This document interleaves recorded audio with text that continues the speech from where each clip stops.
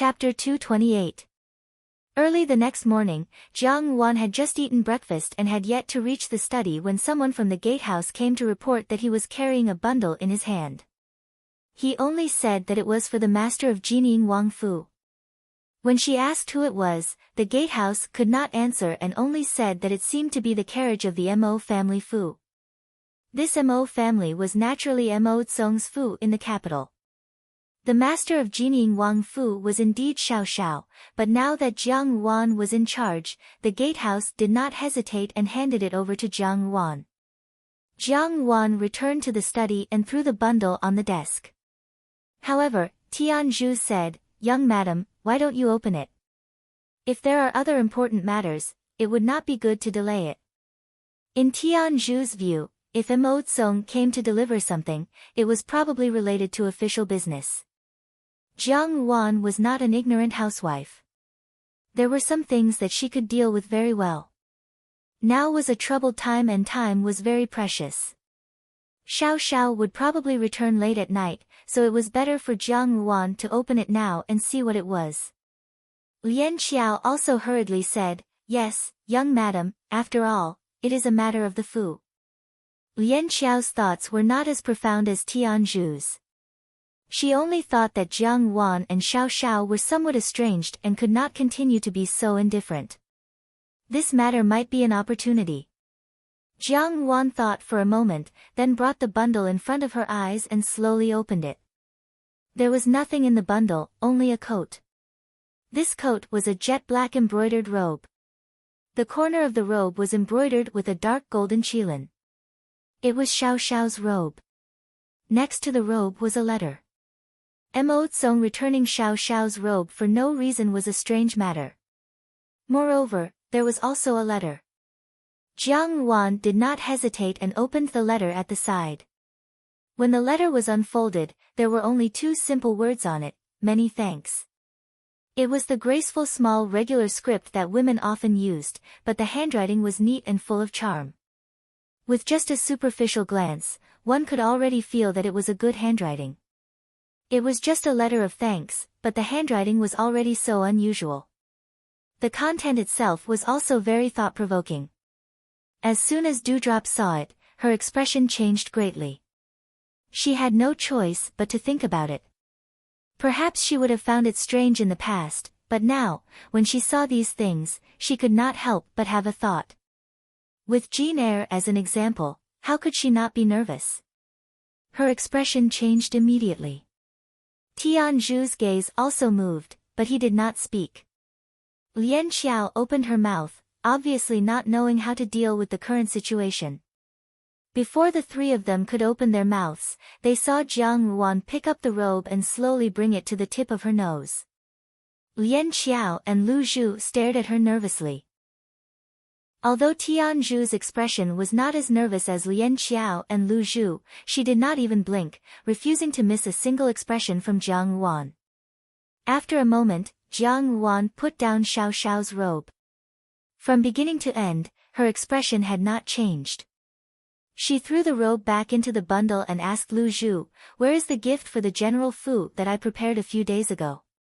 A few days ago, the Zhao family's third mistress had a pregnancy pulse. Zhao Feizhou was already so old, yet the third mistress was still pregnant. This was a matter that made the entire General Fu happy. When the good news came, Jiang Wan also ordered people to prepare the gift and was prepared to personally make a trip.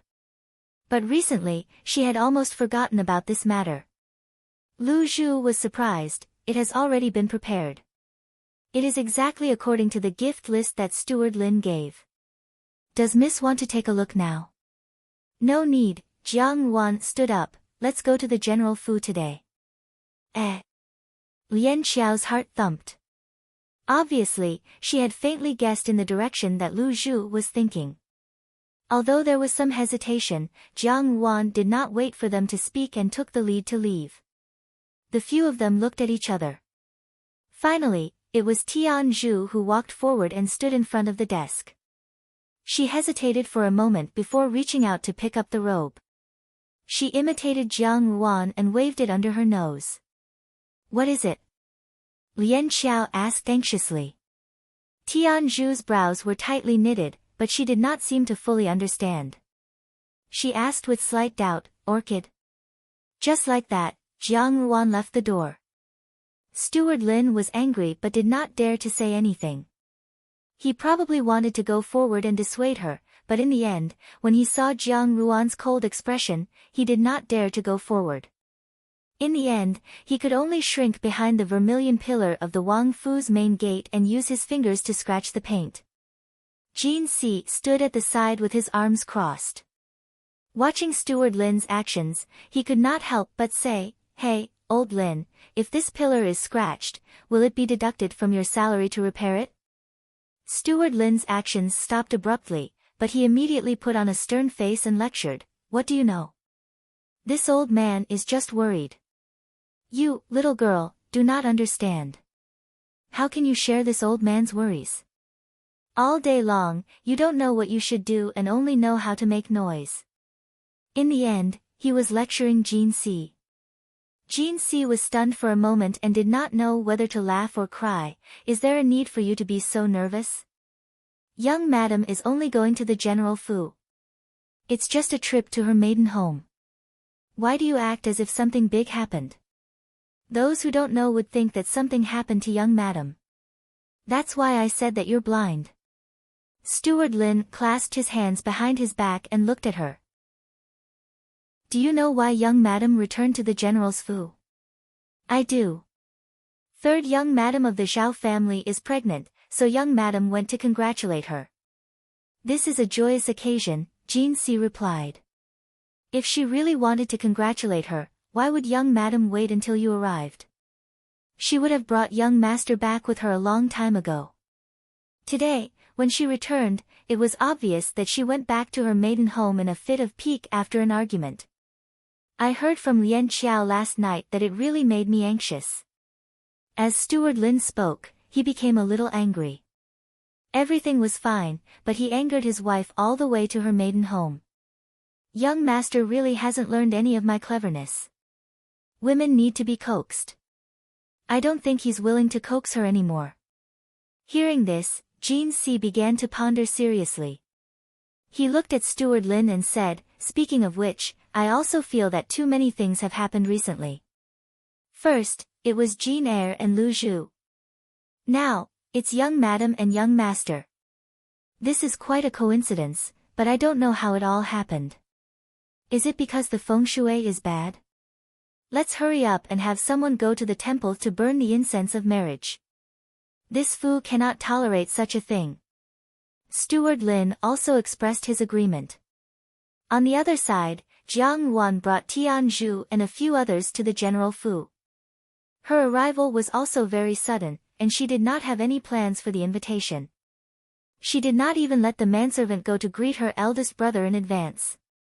However, the Zhao family members were still very happy to see her, especially the few grandmothers of the Zhao family, who happily went out to welcome her. Jiang Wan ordered people to carry the gift for the third daughter-in-law out. Naturally, there would not be a lack of guests. Everyone in the third branch was courteous, and the gift had been written very thoughtfully. No one could find any fault with it, and it was very generous. This was Steward Lin's handiwork. Steward Lin had always been good at writing gifts. When the eldest grandmother led Jiang Wan into the Fu, she first wanted to see the master of the Fu, Zhao Guang. However, Zhao Guang was not in the main hall. The eldest grandmother smiled and said, "Father is playing chess in the backyard. Wan, follow me." When she really led them to the backyard, Jiang Wan was slightly startled. This was because the person playing chess with Zhao Guang was Jiang Xing. The two of them had not seen each other for a long time. Ever since the end of the year, Jiang Wan had been busy helping Xian Pei gain a firm foothold. Jiang Xing's daily official duties in the military camp were also rather busy. Perhaps it was because of Zhao Jin, but he did not have to keep Jiang Wan under his eyes like he used to do in the past. Thus, this meeting between the siblings was rather sudden. However, it was obvious that feelings would not grow distant just because of the distance. When Jiang Xing saw Jiang Wan, he immediately ignored his unfinished chess game and stood up to take large strides towards Jiang Wan. He said happily, Wan, why did you suddenly come? Why didn't you find someone to tell us in advance? Zhao Guang was so angry that he stomped his feet behind him. Stinky brat, hurry up and come back. This game is not over yet, where are you going to run off to? That's enough, grandfather, another voice interrupted, with your lousy chess game, only cousin Gu has the patience to play chess with you. So what if it's over? In the end, it's still a loss. Zhao Guang could not tolerate others saying that he was not good at chess, so he immediately scowled at Zhao Feizhou and scolded him. However, Zhao Feizhou made a funny face and ran away like a wisp of smoke. Zhao Feizhou's temperament was 100% inherited from Zhao Yuanfeng's temperament. In short, he was a rash and reckless person. Zhao Guang did not chase after him. When he saw Jiang Wan, he coughed, unable to suppress the joy in his eyes. Wan girl, you're back. Jiang Wan nodded and stepped forward to exchange greetings. The satisfied expression on Zhao Guang's face deepened. In all fairness, although Jiang Wan did not spend much time at the general's fu, this was actually more beneficial to the general's fu. Maintaining an appropriate amount of time would not bring any trouble to the general's fu. Although her attitude was usually polite and distant, the gifts she gave during the New Year and other festivals were always very thoughtful. It was said that one's intentions could be seen from a person's gift list. It was from these gifts that one could not pick out anything wrong with. It really made one unable to get angry. One would only feel that this young lady was compromising to protect them, and that she was only doing this. On the contrary, it made one feel even closer to Jiang Wan and feel sorry for her. Of course, the people of the general's fu naturally did not know that every gift list was drawn up by housekeeper Lin. In their opinion, Jiang Wan was exceptionally intelligent, so it was not strange that the gift list came from her. However, it was somewhat impossible for a housekeeper to draw up such a gift list. One must know that drawing up a gift list was not an easy task. Many young ladies of noble families began to learn how to manage a household by drawing up a gift list. If it was done well, they might be able to establish a good relationship. If it was not done well, they might miss out on an important opportunity to climb up the ranks. After Zhao Guang and Jiang Wan spoke, Madame Li came over again. She pulled her into the main hall and could not help but ask about the recent situation. Madame Li truly loved Jiang Wan. She had doubled the amount of regret she had with Zhao Mei to compensate Jiang Wan. Zhao Yulong and Zhao Yi had also returned. Zhao San was somewhat surprised. Originally, she had thought that Jiang Wan would not come, but today, she had suddenly come. The entire Zhao family had gathered together. Madame Li was very happy and ordered people to go to the kitchen to prepare more dishes. However, Zhao Yuanping asked, Wan girl, why did Xiao Wangye not accompany you today? Everyone looked at Jiang Wan. Jiang Wan smiled and said, he is very busy. Today, I suddenly came on a whim. I will have to ask him to come and meet grandfather and grandmother another day. Xiao Xiao was indeed very busy. The Zhao family all attended court, and they knew that he had always been busy in the capital. He was not in the capital all year round, so Zhao Yuanping did not ask any more questions. When it was time to eat, the whole family toasted each other and it was very lively. Jiang Wan sat in the middle of them and was slightly absent-minded. These past few days, the atmosphere in Jining Wang Fu had been foul and chaotic. Whether it was the brocade guards, the maidservants by her side, or even herself. The lively and amiable atmosphere in front of others formed a sharp contrast with the cold and distant atmosphere behind others. She had never felt it before, but now, she could feel the difference more and more. Perhaps she did not know when, but her heart had also begun to be warmed by others, at least towards those who were close to her. While eating, Madame Li asked tentatively, Wan, it is getting late today. Why don't you not go back tonight? Her words were said with some caution. She stared at Jiang Ruan's expression without blinking, and her gaze was filled with unconcealable expectation. Jiang Ruan suddenly smiled and said, "Okay." Madame Li breathed a sigh of relief and immediately ordered the servants, "Hurry, hurry, hurry, clean up the room in Fragrant Garden. I just had people sweep it a few days ago, so it must have accumulated dust these days." Fragrant Garden was the courtyard that Zhao Mei had lived in when she was a young lady in the Fu. After Zhao Mei left, the courtyard had not been abandoned. For more than 10 years, it had been waiting for a person who would never return. Every few days, she would have people clean up the room. It seemed that only relatives could do this. "Mother, why are you in such a hurry?"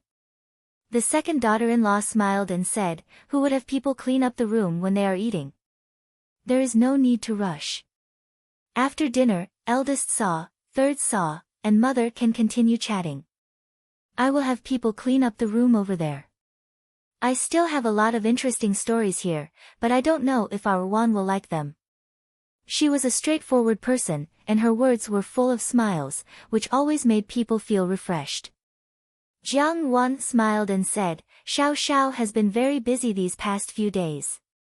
Almost every day, he is not at the Fu. I also intend to stay here for a few more days.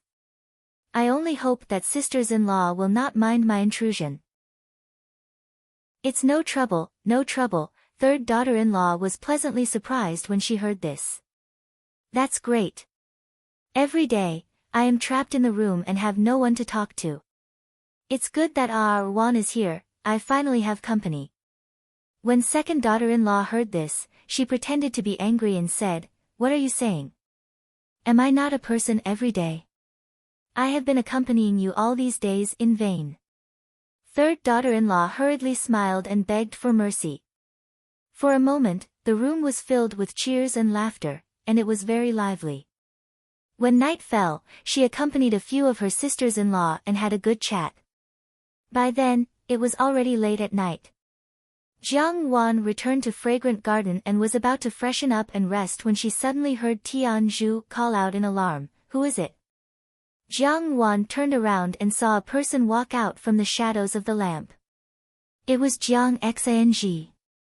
He glanced at Tian Zhu and said, "You can leave first."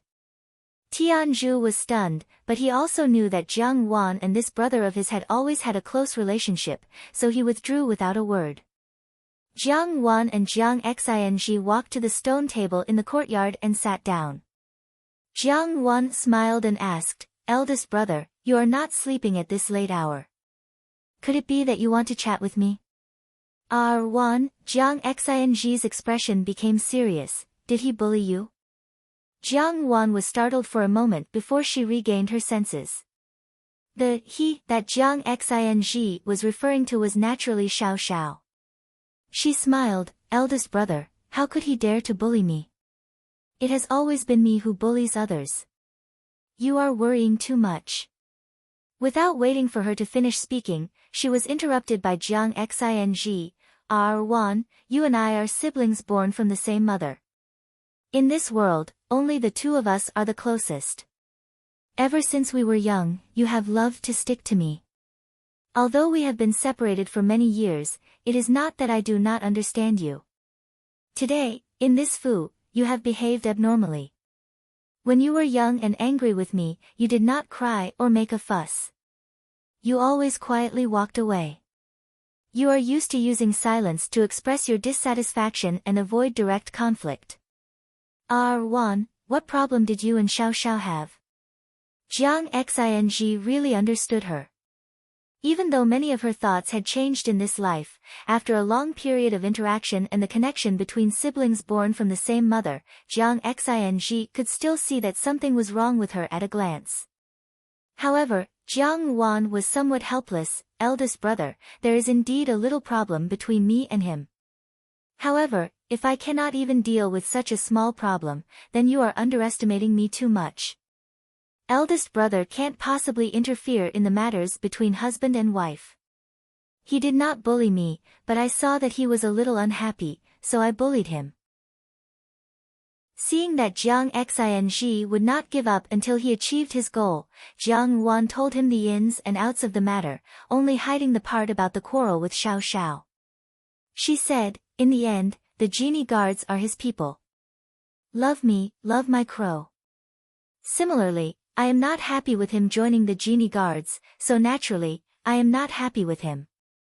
Therefore, I wanted to come out to relax and at the same time let myself calm down and think about the cause of the matter." "You think?" Jiang Xing looked at her in bewilderment. He lowered his head and pondered for a moment before saying, "This matter is indeed a little strange.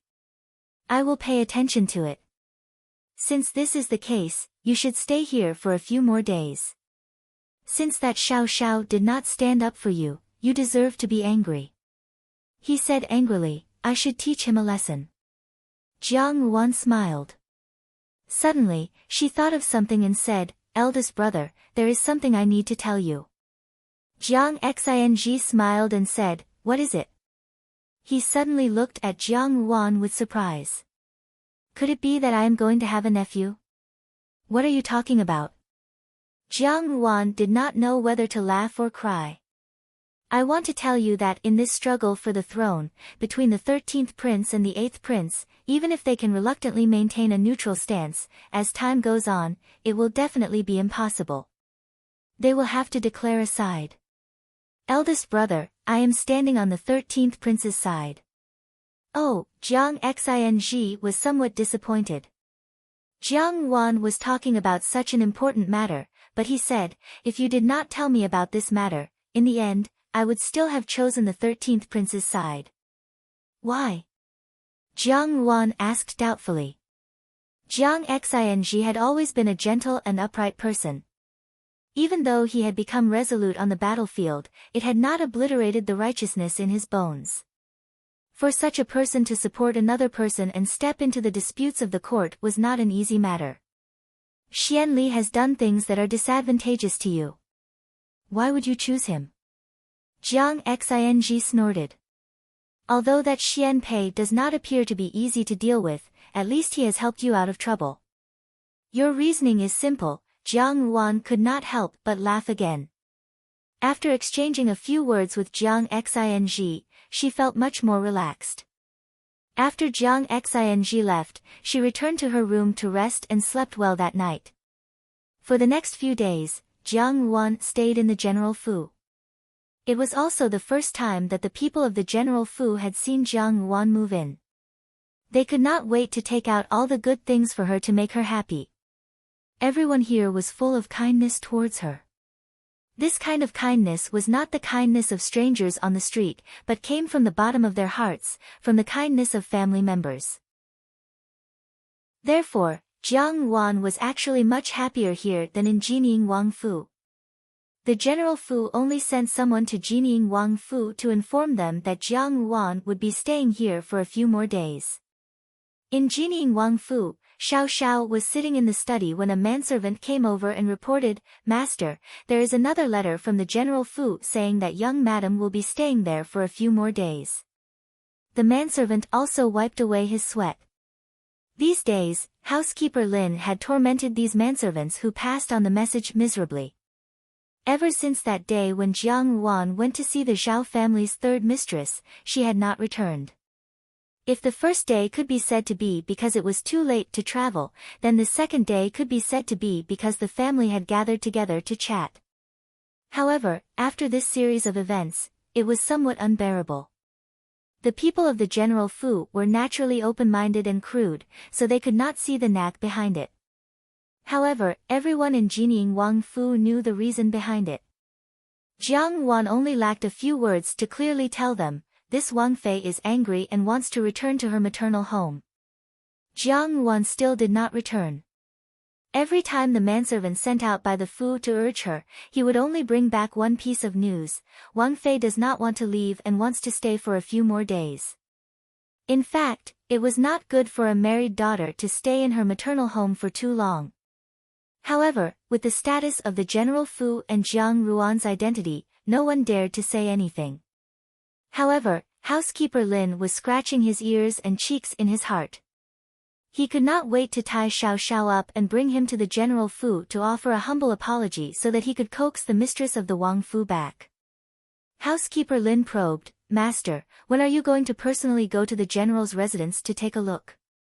It's already been more than 10 days, it's not good to continue like this." He forcefully swallowed the words "open up branches and leaves" at the end of his sentence. Xiao Xiao did not speak. He was used to having an expressionless face. Housekeeper Lin, on the other hand, did not know what he meant at the moment. A few days ago, Qi Feng came to look for Jiang Yuan once. Qi Feng did not know that Jiang Yuan had returned to the General Fu. He only brought a large box of novelties with him, saying that it was specially left for Jiang Yuan by a friend. At that time, Xiao Xiao's face was as black as the bottom of a pot. His attitude towards Qi Feng was also surprisingly cold. Housekeeper Lin felt a little guilty and did not know how Qi Feng felt about it. However, Qi Feng left very quickly. The expression between the two of them was very unpleasant. Xiao Xiao's relationship with his martial brothers had always been good. His conduct could be considered righteous. This was the first time that he had a black face with Qi Feng. Housekeeper Lin muttered in his heart, Xiao Xiao's appearance clearly showed that he cared about Jiang Yuan. But why could he not put down his pride? Just as he was thinking, he saw Jean Yi hand over a post. The posts here were generally under Housekeeper Lin's control. Jean Yi felt a little strange when he took the post. Housekeeper Lin was shocked. Could it be that Jean Yi wanted to steal his work? He quickly stole a glance.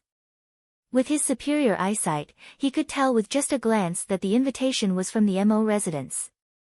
There were probably a few other people casually mentioned on it. There was a name that Steward Lin felt was somewhat familiar, but he couldn't recall it no matter how hard he tried. While he was still in a dilemma, he heard Xiao Xiao take a look and say, "Prepare the horse." Was he going to go just like that? Jean Yi quickly brought the cloak. Xiao Xiao left in a hurry and did not stop. Housekeeper Lin stood there in a daze. Suddenly, he slapped his thigh and said, "Hey! Yao family! Isn't that the bandit family that wanted to destroy young master's flower?" The moon was bright and the stars were sparse. The night was as dark as ink. Lian Xiao went outside to prepare hot water for Jiang Yuan to bathe. Tian Zhu stood outside while Jiang Yuan stood in the courtyard. The early spring wind was still somewhat chilly, but it was not as painful as it used to be. The night air was also fresh. The walls of the courtyard were covered with moon radishes. The flowers were small and thin, emitting a faint fragrance. In the night, it was very enchanting. Lu Zhu walked under the moon radish, wanting to pluck a few petals. Suddenly, there was a putong sound on the opposite side of the wall. She jumped in fright. Just as she was about to shout, she saw a big black tabby cat running nimbly from that side. "So it's a cat," Lu Zhu patted her chest. When she turned her head, she heard Jiang Yuan say, "You go in first, I'll sit for a while." Lu Zhu carried the basket back to the house. Jiang Yuan then turned around. The moment Lu Zhu entered the house, there was already an additional slender figure under the moon radish vines. That figure stood under the moon radish vines. His posture was tall and straight, as if he had been standing there since the beginning. Jiang Yuan was not surprised. She just stood a few steps away from him and looked over in silence. The dark clouds gradually dispersed and the moonlight gradually fell. That faintly discernible figure also became clearer. It was a young man, elegant and heroic. Dressed in embroidered clothes, he walked in the night. The moonlight fell on his face, making him look even more handsome than a mortal. It was as if he was a graceful immortal who had walked out of some Qiong-Lai fairyland, indifferently overlooking the mortal world. Today, Jiang Yuan was wearing a bright red dress with a thin quilt. The hem of the dress was long and slashed down, dragging out a winding scene on the ground. It was also embroidered with large golden flowers. In an instant, it actually dazzled people. Moreover, Her appearance was beautiful and alluring. In the dim light of the night, it was even more enchanting. In the air, there seemed to be a stray cat meowing softly. Jiang Ruan's appearance was beautiful and alluring. Her red dress was like fire.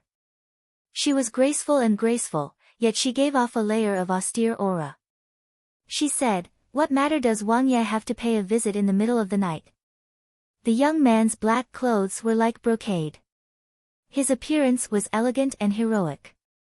He lowered his eyes and said indifferently, "The daughter of Duo when General Fu is born with a bewitching bone. I specially came to pay a visit." What does being born with a bewitching bone count for? Why don't Wang Ye find a bronze mirror and look inside for yourself? Only then will you know what is called a natural evildoer. Jiang Ruan said coldly. After she finished speaking, she did not wait for the other party to reply. She turned around and returned to the house. With a peng sound, she closed the door. The face of the cold and cheerless young man, who had remained where he was, suddenly showed a trace of a crack. Her guts had grown fat, and she actually slammed the door.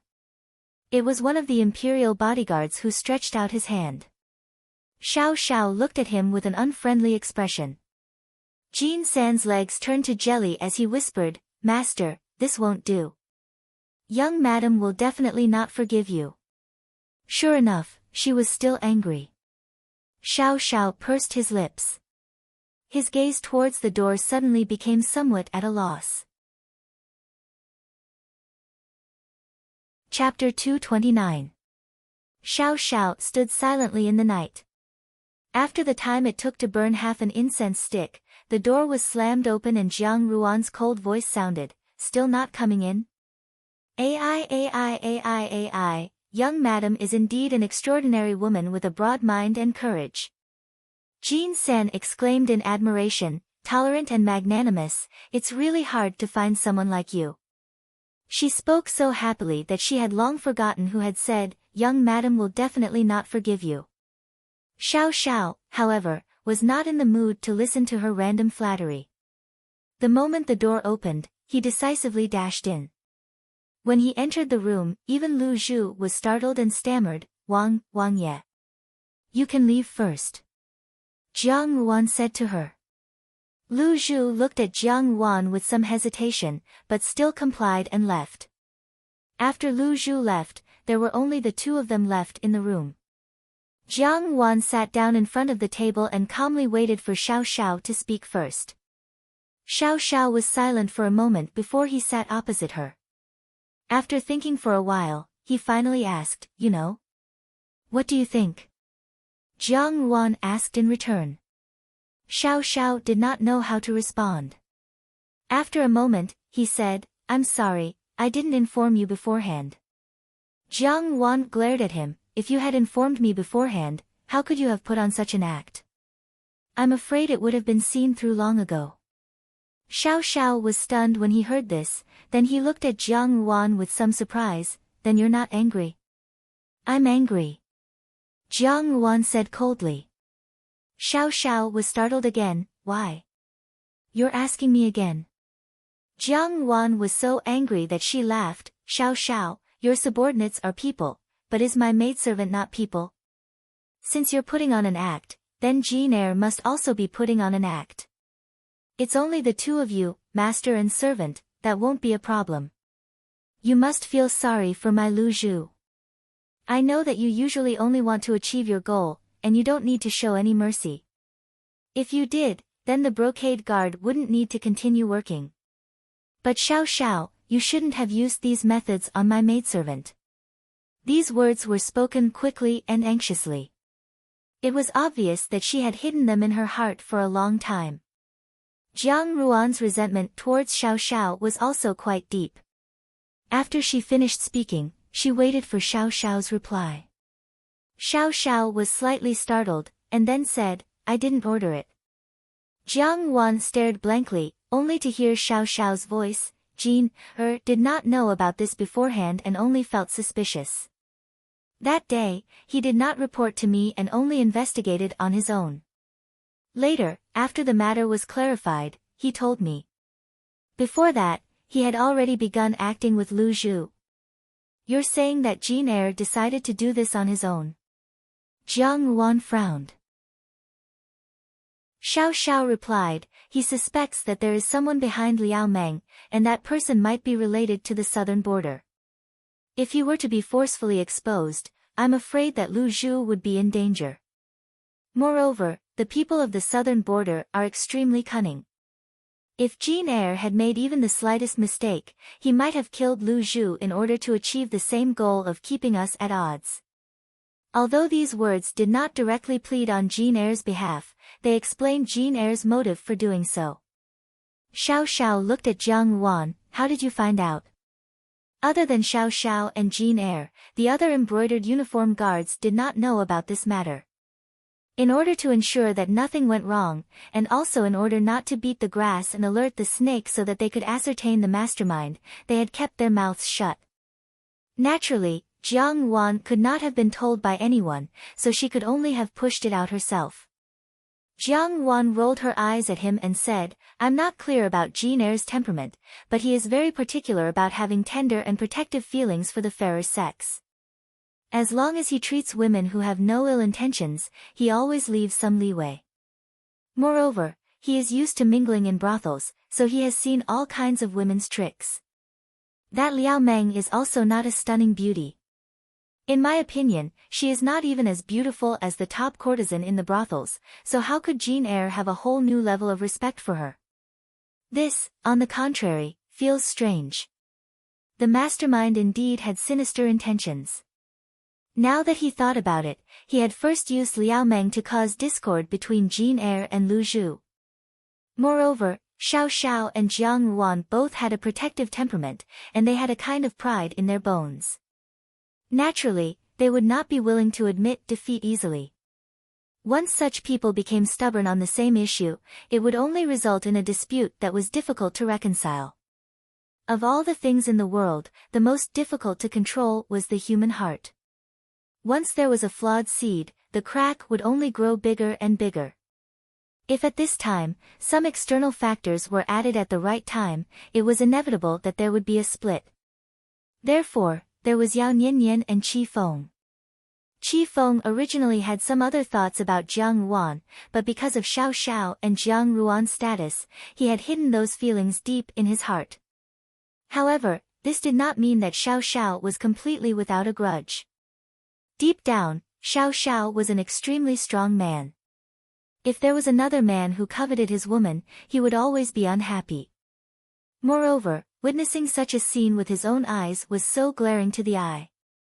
For a person who was prideful in his bones, it was undoubtedly a blow. And Yao Niannian's letter and a piece of clothing made people even more fanciful. In this world, there was nothing more powerful than a woman's groundless delusion. Just by relying on the fantasies in one's mind, Yao Niannian's things were enough to destroy a woman's confidence in herself and her husband. These things seemed unremarkable, but they were like tiny beads that were slowly strung together by an entire string. Finally, they formed a complete series of plans. And the ultimate goal of this plan was to cause Jiang Wan and Xiao Xiao to fall out. However, no matter how perfect a plan was, there would always be flaws. Moreover, Jiang Wan herself was an expert in perceiving the human heart, and the human heart was the easiest thing to change. Although the other party's plan was good, he had already made a mistake in the first stage. He absolutely did not expect that Jin Eyre had already become a variable in this game. Jin Eyre was a man who had experienced many hardships with women. Ever since he had joined the embroidered uniform guard, he often had missions to lurk in brothels. Thus, he had already perfected the art of putting on a show. Liao Meng was undoubtedly a good opponent. Her background and relationship with the Huang family were genuine. Moreover, Liao Meng herself was also an intelligent and beautiful woman. All of this had been planned so flawlessly that it was almost difficult for people to doubt it. However, the first stage of the game's plan had been missed, and also the key to the mistake was that others had overlooked Jin Eyre's identity. Jin Eyre's identity was the embroidered uniform guard, and he was the second young master of the Huang family. Perhaps the other party had made a serious and detailed investigation to come to this conclusion, but this understanding was far from enough. Liao Meng was indeed intelligent, but for a man who had stayed in a brothel for so many years, her tricks were not enough. Jane Eyre almost immediately realized that this woman had ulterior motives. However, the acuity of the embroidered uniform guard allowed him to understand that this matter might not stop there. Liao Meng seemed to have an expert guiding her from behind. She seemed to be just a chess piece, and a person who could even move a chess piece like her had to have a meticulous mind. Since this was the case, it was better to go with the flow and see what the other party wanted to do. As they continued to investigate, Jane Eyre discovered something unusual and suspected that this matter had something to do with the southern border. Thus, it was not good for him to act blindly without thinking. In order to protect Lu Zhu and also to confirm his suspicions, he followed Liao Meng's plan and put on a show. Then, he quietly found an opportunity to explain this matter to Xiao Xiao. The pitiful Liao Meng really thought that her methods were brilliant, and that she could easily take down someone like Jane Eyre without much effort. However, she did not know that her every move had long been clearly seen by others. Jiang Wan frowned, but then she thought of another matter and asked, "Then that night, Jane Eyre and Liao Meng really? This sacrifice is really too great." That night, Jane Eyre did not return to the Fu, and when he returned, he wanted to cancel the engagement with Lu Zhu. The servants in the Fu had discussed this possibility.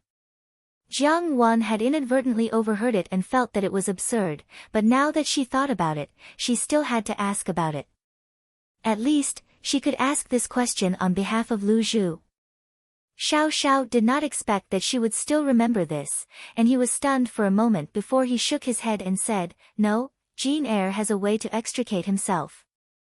Jiang Wan breathed a sigh of relief in her heart and said, "Since his body is still clean, it's not like there's no chance." Xiao Xiao. However, Jiang Wan did not let him off. She looked at him from the corner of her eye and said with a smile that was not a smile, "His innocence has been preserved, but what about yours?" "Me?"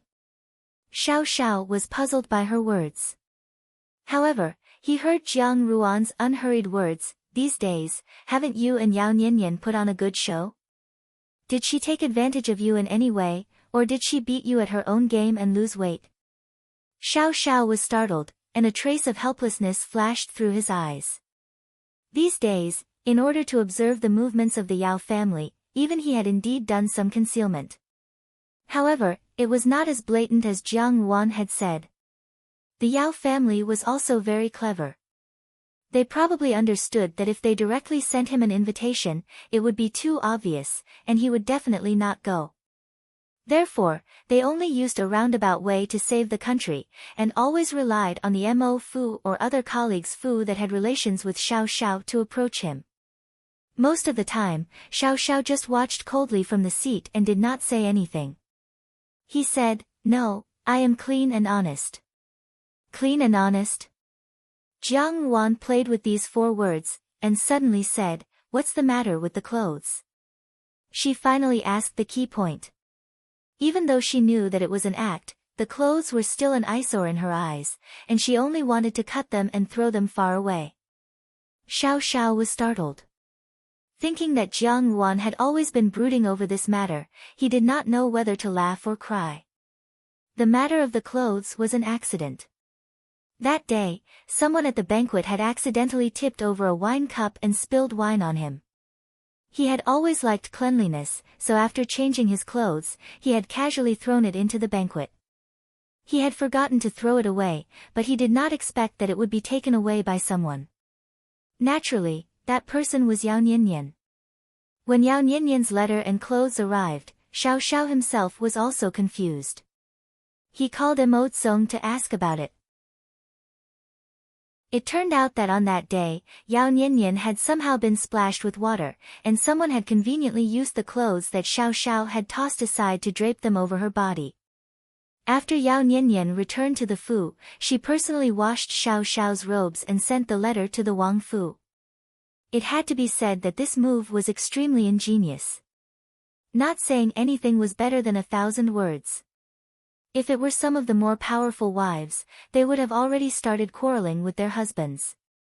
This kind of confrontation, where there was no trust between husband and wife, would naturally not bring any benefits. It was feared that the relationship between husband and wife would only worsen.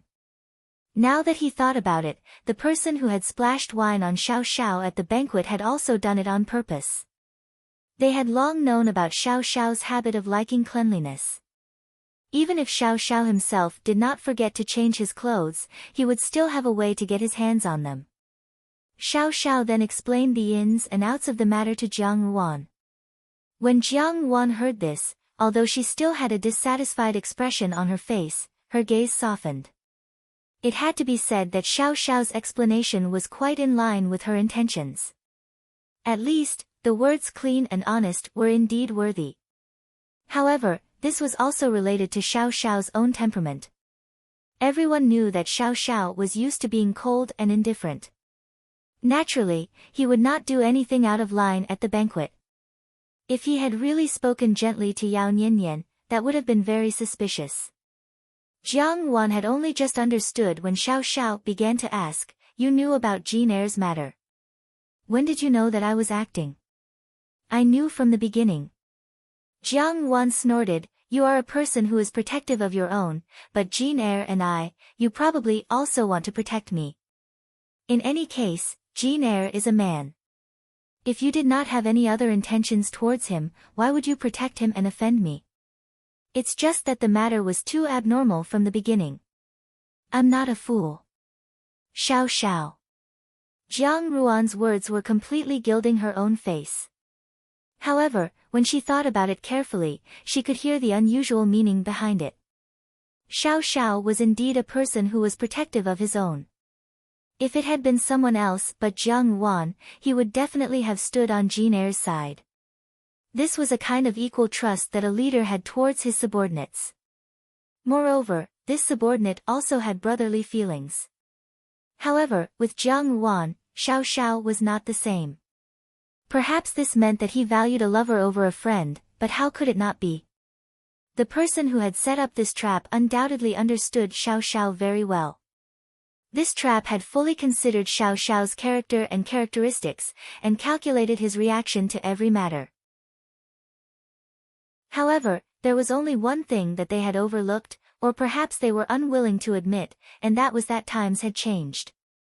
Now, the first person that Xiao Xiao wanted to protect was naturally Jiang Yuan.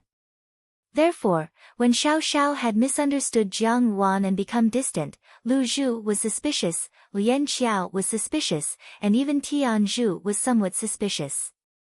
However, the person who had seen it the clearest was Jiang Yuan herself. She clearly understood Xiao Xiao's feelings towards her, so she gave him the same kind of trust. "From the beginning, you have been acting with me?"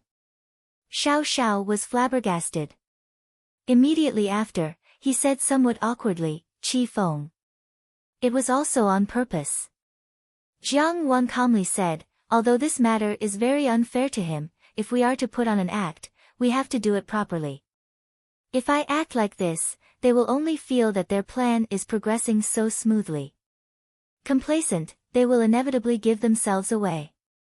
As the saying goes, complacent will give themselves away. I am speeding up the exposure of their flaws." Xiao Xiao was slightly startled and did not speak for a long time. Seeing him like this, Jiang Yuan frowned and said, "Why aren't you speaking? Do you think that my actions are somewhat inappropriate?" Speaking of this, Jiang Yuan also sighed in her heart. She had unscrupulously used every person and thing around her that she could use.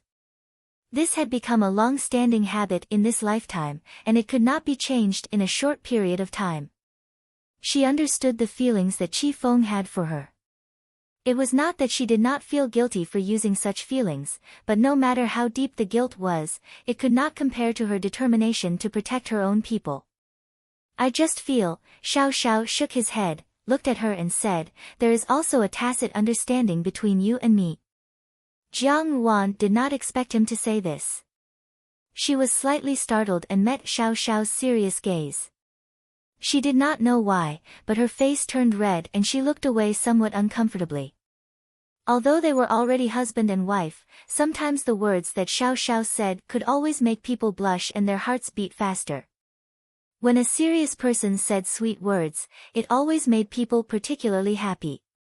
She had to admit that at this moment, Jiang Ruan's mood was like the moon radish flowers blooming in the dark night outside, slowly filled with a sweet fragrance.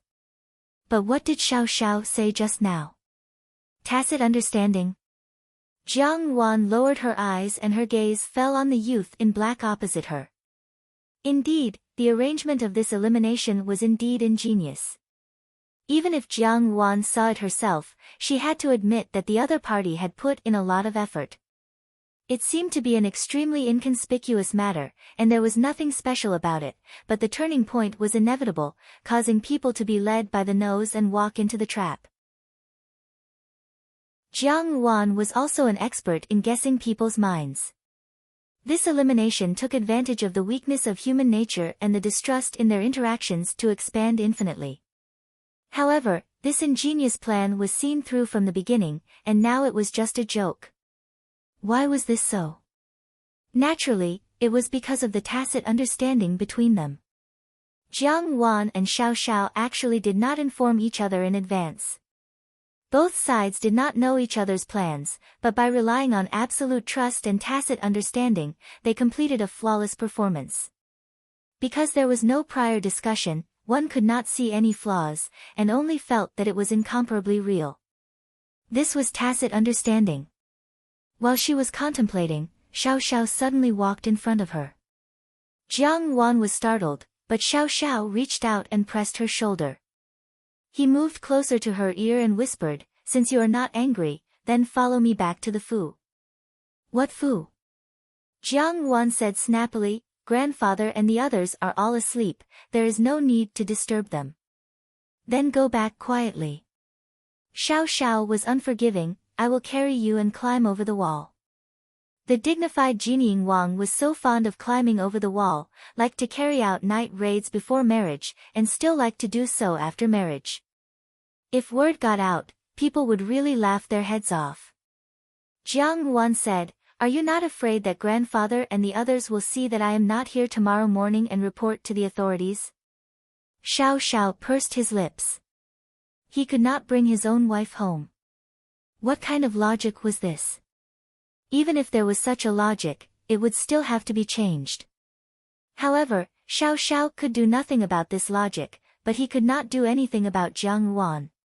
He knew that Jiang Ruan had always been a person of her word, so naturally, there was no room for negotiation. Immediately, he said, "That's good, then I will not leave tonight." Jiang Ruan looked at him in surprise, "What are you doing?" "Oh, I miss you." Xiao Xiao said lightly, but he buried his face in Jiang Ruan's neck. Jiang Ruan felt a little ticklish and uncomfortable, so she lifted his head.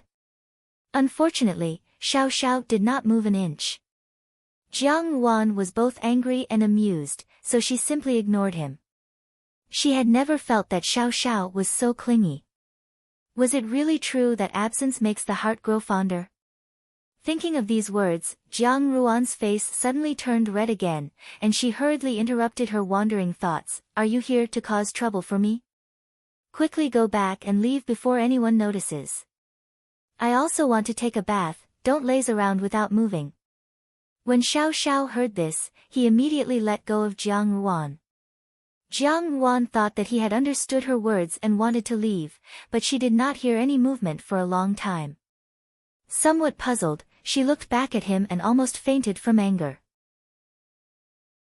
She saw that Xiao Xiao was unbuckling his belt, and when he saw her look over, the corners of his mouth twitched. "Just right, let's go together." Chapter 230. Early the next morning, Jiang Ruan woke up a little late. The servants in the general Fu had received instructions from Madame Li to not disturb her from her sweet dreams. Therefore, by the time Jiang Ruan woke up, the sky was already bright and Xiao Xiao was no longer by her side. The room was so clean that it was as if nothing had happened last night. She slowly propped herself up, only to feel that her whole body was extremely sore and painful, and a few faint red marks could be seen on her shoulders. Jiang Wan was speechless as she looked at him for a while. Xiao Xiao had not seen her for more than 10 days, but he had become more and more of a beast, and his actions were also very domineering. It really was the so-called absence makes the heart grow fonder. Dewdrop carefully observed her expression. Although she was somewhat reproachful, there was no anger on her face. It seemed that Xiao Xiao's arrival last night had changed her. At least the coldness on her face had disappeared a little. It was probably because the husband and wife had reconciled and the estrangement had been eliminated. This was naturally a good thing. Lu Zhu was also sincerely happy for Jiang Ruan. Unconsciously, she met Jiang Ruan's thoughtful gaze as she stared at her. Dewdrop was startled and asked hesitantly, "Young madam, what do you want this servant to do?" Xiao Xiao stared fixedly at her for a long time, then sighed slightly and said somewhat helplessly, "That's right, the people of the southern border are naturally cunning. Once you are involved, it will be hard to avoid danger." Inside the carriage, Lu Zhu and Lian Qiao were somewhat puzzled. Since when did Jiang Ruan intend to embroider the 1,000-armed guanyin? Yao Niannian had not expected that Jiang Ruan would ignore her words just now and suddenly ask for such a request. Governor-General Yao was the Governor-General of Binhai, and he would spend most of the year in the Southern Sea. When Yao Niannian was a child, she had also lived in the Southern Sea. It was only when she gradually grew up that she was sent back to the capital. Such a small matter was naturally not difficult for her. Yao Niannian smiled and said, "There's no need to thank me. Since I have a friendship with His Highness, I am naturally a friend of the princess. I will always want to help my friends. I'll talk to my father when I get home." Just as Jiang Ruan had said, at this moment, in the Yao Fu, the housekeeper by Governor Yao's side looked at Yao Niannian with some astonishment and said, "Miss said that she wants Jia Lin's moonlight stone?" Jialin. The South Sea had never heard of Jialin, and what was a moonstone? Is it very famous? He doesn't know any martial arts. Is there anything special about him? Jiang Ruan asked. Naturally, I'm not afraid of any danger. Jiang Ruan glared at him. Suddenly, a trace of craftiness flashed across her eyes as she said, "I more or less know what your plan is, so I helped you start it in advance." Does she know any martial arts? Jiang Ruan's expression was extremely grave. Tian Zhu was also slightly surprised, but after carefully recalling, she shook her head and said, "No, but the servant girl beside her has some martial arts, but not much. It should be for self-protection." This wasn't hard to explain. With Yao Niannian's status, she would always bring a few guards with her when she went out. Yao Niannian probably didn't want to bring any guards, so he brought a maid who knew some martial arts. When they returned to the Wang Fu, Steward Lin saw that Jiang Ruan had returned, and once again, he gave a lively celebration. Then, he exclaimed in admiration at the generosity of the General Fu. Indeed, it was young madam's maiden family. Jiang Ruan was not in the mood to talk to him. She only instructed Steward Lin to tidy up the pile of gifts before she returned to her courtyard. When he arrived at the courtyard, he only asked Tian Zhu to go to the study. Jiang Ruan sat in the carriage as it stopped. Tian Zhu was the first to jump down. She looked at the people outside and asked, "Who is it?" Unexpectedly, Jiang Ruan did not answer Yao Niannian's question. Her face was still smiling, but she asked, "Speaking of which, there is still a matter that I need Miss Yao's help with." Jiang Ruan shook her head and said, "It's nothing." Last night's incident with Xiao Xiao had confirmed her conjecture. Jean Eyre was really just putting on a show. However, Xiao Xiao, she, and Jean Eyre also knew about this show.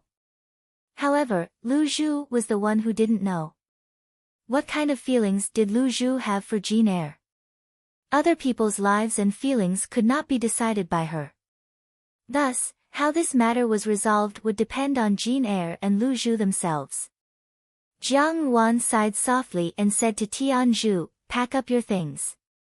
Today, we will return to the Fu." Lian Qiao didn't say anything more. The carriage moved slowly, but it moved very steadily. When they reached the streets of the city, they heard a clear and melodious female voice coming from outside the carriage. "May I ask if this is Hong and Juanju's carriage?" "Return to the Fu." Tianzhu was somewhat startled. Although she knew that the two of them must have reconciled last night, why would they suddenly return to the Fu? Jiang Wan only said, "It's nothing, it's better to catch them off guard." She then got up and went out the door. "I will go explain to grandfather and grandmother." "What?" Tianzhu was shocked and whispered, "If she isn't Yao Niannian, who is she?" Yao Niannian smiled and said, "No need to thank me." But looking at Juanju's appearance, "Did you just come back from the General Fu?" "I met Yao Niannian today," Jiang Wan said. The person outside was just a young lady dressed like a servant girl. From the cloth that the girl was wearing, it could be seen that her family background was not ordinary. However, that servant girl did not expect that a woman with an icy expression would suddenly jump out from inside and impolitely ask who she was. She was startled. She composed herself and was about to speak when a gentle voice came from beside her, "It's me."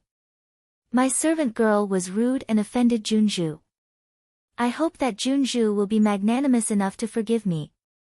Just now, I saw the General Fu's carriage and guessed that Junju was also in it, so I rashly went up to greet you. Jiang Wan called Lian Qiao and Lu Zhu in to freshen up. When Lian Qiao was combing Jiang Ruan's hair, she looked a little embarrassed. Jiang Wan saw her appearance and asked, "What's wrong?" "This." Tianzhu was somewhat puzzled. "What is young Furan asking?" "Nothing, I will return to my room first," Yao Niannian suddenly said in a low voice. For the first time, there was no smile on her face, only coldness. When she returned to her room, Yao Niannian sat in front of the dressing mirror. She stared at the woman in the bronze mirror and muttered to herself, "A trap." She actually saw through it. She sighed, and with a light flash in her sleeve, something floated out of the window, leaving behind a burst of orchid fragrance. When Madame Li heard that Jiang Wan suddenly wanted to leave, she was naturally shocked. For the past 10 days, the Zhao family had been very happy because of Jiang Ruan's arrival. Although Jiang Ruan's character was not very warm, she was very good at making good relations with people. In her previous life, she had also learned a lot from Xianli in the palace. Now, with the Zhao family, who had always been kind to her, she had it at her fingertips. Therefore, the Zhao family had long regarded her as a member of the family. To leave so suddenly, there was no need to say anything about other people, but Madame Li was naturally reluctant. However, Jiang Wan only said that Xiao Xiao had come to urge her, so Madame Li naturally could not stop her. The young couple was doing well, how could they stay at their maiden home every day? There was no need to alienate the affection between husband and wife. Therefore, Mrs. Li smiled and said, "That being the case, it's not good for me to say anything. I will ask the housekeeper to bring the gift back and also bring some for that child Xiao Xiao. Wan, you should come to the general's mansion in the future. This is your home, grandmother wants you to come."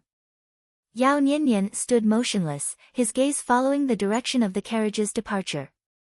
A trace of darkness flashed in his eyes. What did the phrase, "There are still many matters to be dealt with in the Fu," represent? Was it the supreme authority of the master in genieing Wang Fu? Or was it a demonstration? Yao Niannian slowly lowered his head. On his face, there seemed to be no difference from the smile he had just had.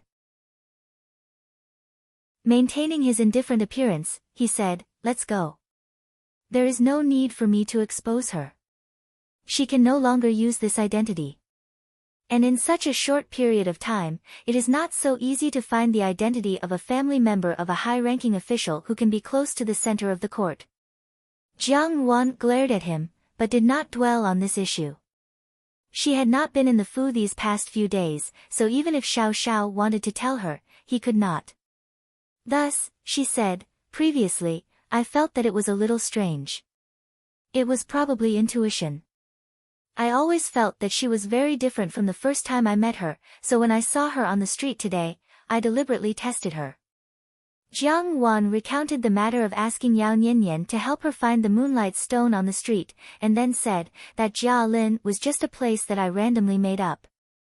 There was no such thing as a moonlight stone, but she actually agreed.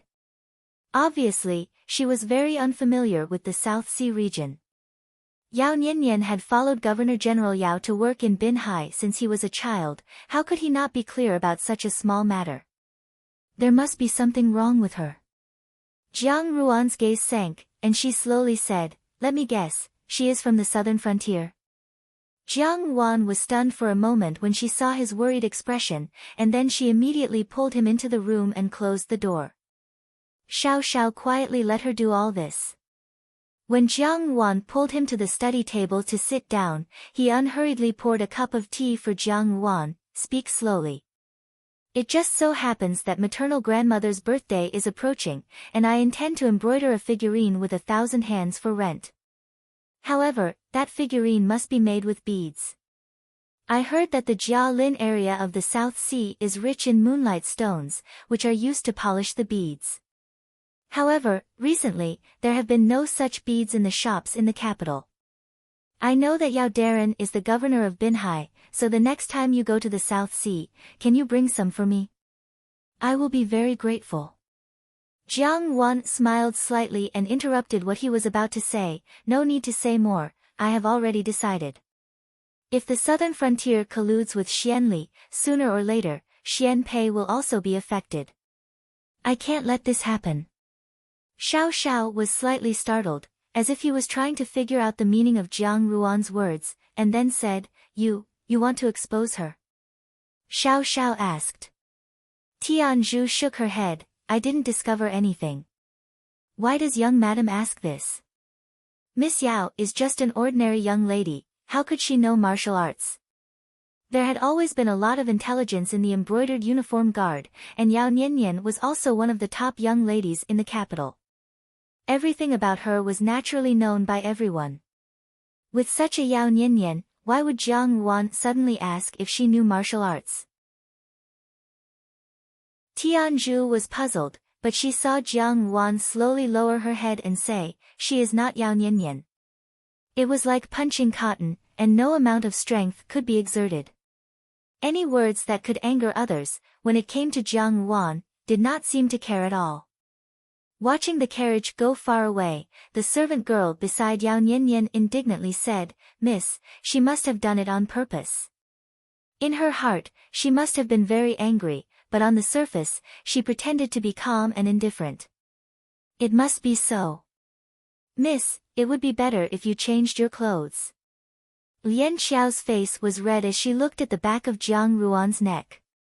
Seeing that Jiang Wan was still somewhat at a loss, she lowered her head and fetched a bronze mirror to look at Jiang Ruan's back. She saw a dark red mark on her fair neck, which appeared extremely ambiguous. Jiang Wan was stunned, and immediately, she rained down a torrent of curses on Xiao Xiao in her heart. Only then did she let Lu Zhu fetch a piece of clothing with a vertical collar that could cover up the red mark on the neck. There were 2 carriages in total, one for Jiang Wan, and the other for the ceremonial carriage. To follow the ceremonial carriage, Jiang Ruan's carriage also moved slowly. Originally, the General Fu and Jining Wang Fu were not too far apart, so the distance was several times longer than the original. Lian Xiao suggested, "Why don't young madam go first, and the carriage behind will slowly catch up. In broad daylight, no one will be able to snatch the carriage away." Lu Zhu frowned as she listened. This Yao Nianyan kept talking about clinging to Xiao Xiao. What was going on? These words deliberately caused Jiang Wan to misunderstand. Lu Zhu could not help but feel a little nervous. She thought that Jiang Wan and Xiao Xiao had finally buried the hatchet with great difficulty last night, and today, this Yao Nianyan had come to make trouble again. Lian Xiao held on to Lu Zhu, lest she lose her rationality and rush out. After all, she needed to be more calm, but even so, she did not dare to agree with Yao Nianyan's words. Yao Nianyan hung his head, as if he had thought of something, and said in a low voice, "No wonder those days, he Halfway through his words, Yao Nianyan suddenly raised his head to look at Jiang Wan, as if he had suddenly realized that there was something wrong with his words, and hurriedly shut his mouth. Halfway through his words, it made people's hearts itch. However, this obviously fell through for Jiang Wan. She still did not seem to see Yao Nianyan's expression, and only smiled. If there is nothing else, I will leave first. There are still many things to do in the Fu, and when I return, I will have to deal with them. If Miss Yao wishes to continue strolling, I hope that you can enjoy yourself to the fullest. Tianzhu followed Jiang Wan into the study, and Jiang Wan walked to the table and sat down. Tianzhu hesitated for a moment before asking, what happened to young Furen? For her to go in alone, there must be something important. In the end, Jiang Wan just looked at her and said, just now, that Yao Nianyan, what do you think? She always brought the matter to Xiao Xiao, but Jiang Wan was not the slightest bit angry. Instead, as if she did not hear the hidden meaning in Tianzhu's words, she smiled and said, thank you very much, Miss Yao. Tianzhu was also very efficient, and in less than 2 hours, Xiao Xiao returned to the Fu. He must have rushed back from outside, and he did not even have time to change his clothes. When he saw Jiang Wan, he asked, what happened? Jiang Wan shook her head and said, it's nothing, you can slowly return. These past few days in the General Fu, she did not observe the surroundings like she did in the Wang Fu. Instead, she sent letters to Xian Pei, so the news had lagged quite a bit. Unlike Xiao Xiao, who used the embroidered uniform guards to gather information, Jiang Wan used her own eyes to deduce the possible abnormalities based on the bits and pieces of her daily life. Jiang Wan laughed again, but when she saw the horse carriage that the General Fu had prepared, she was stunned. That horse carriage seemed to be pulling an entire carriage full of gifts. Indeed, Li Shi had given her almost everything that she could think of. She did not dare to refuse the gifts of an elder, but she could not return them all. Jiang Wan did not know whether to laugh or cry. So many gifts, how was this the usual return gift for a visit? It was more like a move. Tianzhu was somewhat hesitant, young Furen, I'm afraid the carriage will move very slowly. Exactly. Jiang Wan also answered. The teacup in Yao Nianyan's hand fell, and her expression suddenly stiffened for a moment. The servant girl beside her jumped in fright, and hurriedly squatted down to pick up the broken pieces of the teacup. The housekeeper saw that Yao Nianyan's expression was not right, and asked anxiously, what's wrong with Miss? Why don't this old servant send someone to ask again? Perhaps it's just that this old servant's talent is shallow, and I don't know the reputation of the Moonlight Stone. Yao Nianyan's expression changed slightly, and she immediately smiled, if I can help Junju, I will naturally do my best. The servant girl on the ground, however, knew the cause of the matter, and angrily said, taking an item that is simply impossible for Miss to find, that Jining Wangfei is really black-hearted. If Miss can't find it, won't she have something to criticize? She did not notice that something was wrong. The matter is somewhat thorny, Jiang Wan suddenly said, think of a way to find Xiao Xiao, and let him return to the Fu earlier, there is something important to discuss.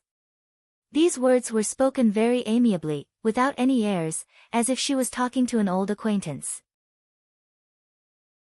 After a moment, the curtain of the carriage was lifted, and Jiang Wan walked out. Tianzhu stood beside Jiang Wan, and together, they looked at the woman in front of them. This woman was none other than the Yao family's young miss, Yao Nianyan. Jiang Wan also smiled, what a coincidence, I did not expect to meet young Miss Yao here, it can be seen that we are really fated. Yao Nianyan also nodded and smiled, yes. Nianyan suddenly came forward to disturb, and did not want to be too rash and impolite, it was really thoughtless. It's just that we have met a few times, and thought that we should at least greet each other. N? Xiao Xiao raised his eyebrows, only to hear Jiang Wan speak again, I suspect that she is not Yao Nianyan. Seeing that Xiao Xiao did not respond, Jiang Wan was a little puzzled, but immediately understood, and angrily said, you already knew. In the carriage, Lu Zhu and Lian Qiao indeed did not dare to make a sound, because Jiang Ruan's expression was very solemn since she had boarded the carriage. This was somewhat rare for her, who usually faced everything with a smile. Lu Zhu and Lian Qiao did not know the reason, and only thought that Jiang Ruan had been angered by Yao Nianyan again. In their hearts, they could not wait to immediately drive Yao Nianyan out of the capital. How could there be an unmarried woman who stared at someone else's husband all day long?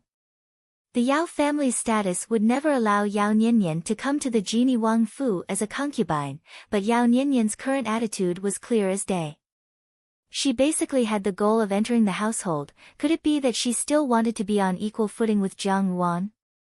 Lian Qiao and Lu Zhu were still thinking, only to see that Jiang Ruan's expression had become even more solemn, and they did not even dare to ask. Don't be angry. Seeing that she was about to get angry again, Xiao Xiao hurriedly strangled Jiang Ruan's anger in the bud, and comforted her. Previously I had my suspicions, but now it is almost confirmed. How do you know? He changed the topic. Chapter 231.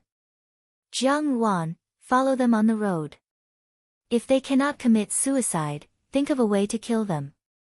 This woman's voice was pleasant to the ear, as ethereal as her eyes, but the words she spoke made one shudder. This group of people were all men of sacrifice. In such a house-to-house investigation, it was inevitable that some of them would be caught. It was fine if they could commit suicide, but if they couldn't commit suicide after having their weapons and poison removed, they would naturally have to think of a way to deal with them. Xiao Xiao looked at her and asked doubtfully, "Did I say something wrong?" She was the one who had released the news that the people of Nanjiang had forced Yao Nianyan to commit suicide. The genie guards were able to gather information, so naturally, they could also create information. Finding some people to intentionally guide these rumors and slanders would naturally achieve a lot of results. However, Jin San was somewhat astonished. Then why did Governor General Yao believe it so easily? He did not even use the backup plan that we had prepared. Could it be that Miss Yao's death really made him muddle-headed? Achieving his goals so smoothly really made Jin San somewhat depressed. Jiang Ruan stared blankly for a while before she understood the meaning behind Xiao Xiao's words. She said, "You did all this for pay, Jiang Ruan was speechless for a moment. Thinking that Jin San was still here, if she were to follow Xiao Xiao's words, it was possible that something awkward would happen again. Thus, she changed the topic and said, "All right, now that Xian Li has already lost the Yao family, as for his allies in the southern frontier, they should be fleeing in panic from the capital city. They should also experience the feeling of being detested by everyone. This time, Governor General Yao has received the imperial edict, and the capital magistrate does not dare to underestimate it. The entire city is heavily guarded, and the people of Nanjiang must not be feeling good right now." Jiang Ruan smiled slightly. Just thinking about it makes one happy. His honeyed words were getting more and more smooth. Jiang Ruan glared at him and said, "Although we cannot let him be caught, it is not as if the people of Nanjiang came unprepared, so this matter cannot be over so easily. However, in this world, there is no such thing as turning around and leaving after scheming against someone. In any case, that Miss Yao was a rival in love, and I quite like her. At the very least, I must avenge her. This time, I must at least cause some trouble for the people of Nanjiang. Since Miss Yao was killed so miserably by them, why don't we also make them miserable?" Just as Jiang Ruan had said, these days, the capital city had practically conducted a house-to-house investigation. As long as there was even the slightest bit of suspicion, they would not let it go. In this way, the people of the southern Jiang who were scattered and hidden in the capital city felt an unprecedented pressure.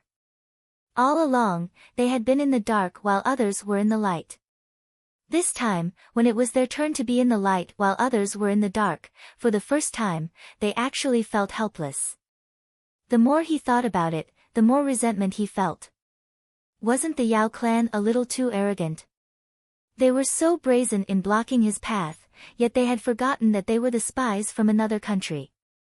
Between a woman who chose to hang herself for unknown reasons and a woman who was forced to hang herself for the sake of her country and family, it was obvious that the latter was more valuable.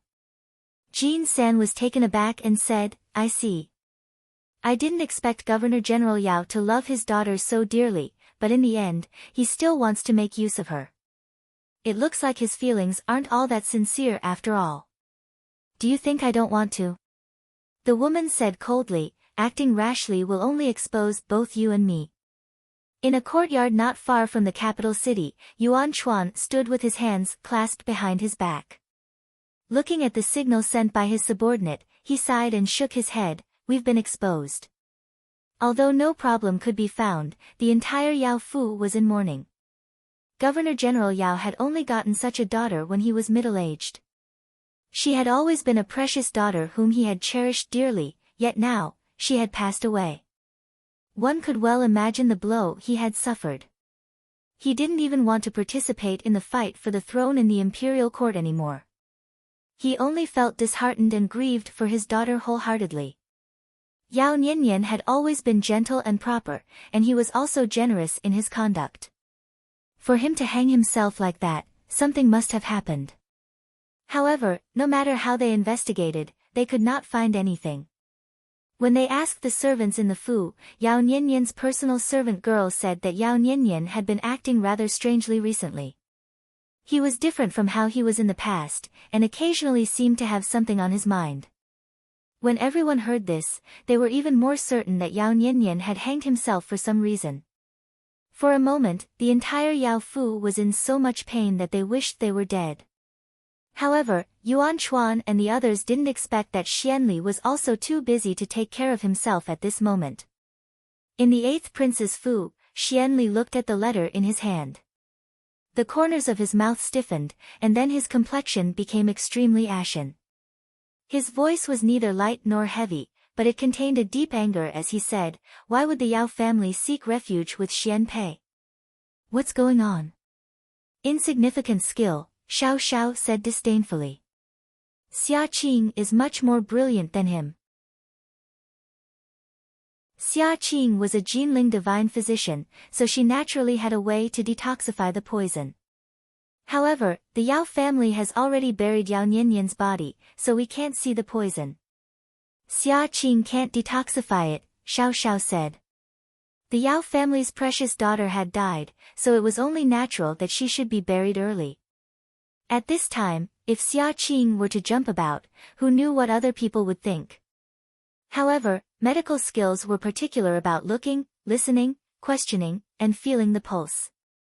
Even the coroner had to first look at the corpse.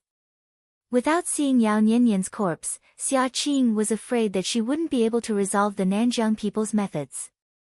She had only asked people to spread the cause of Yao Nianyan's death, and had not exposed the relationship between Xianli and the Nanjiang people.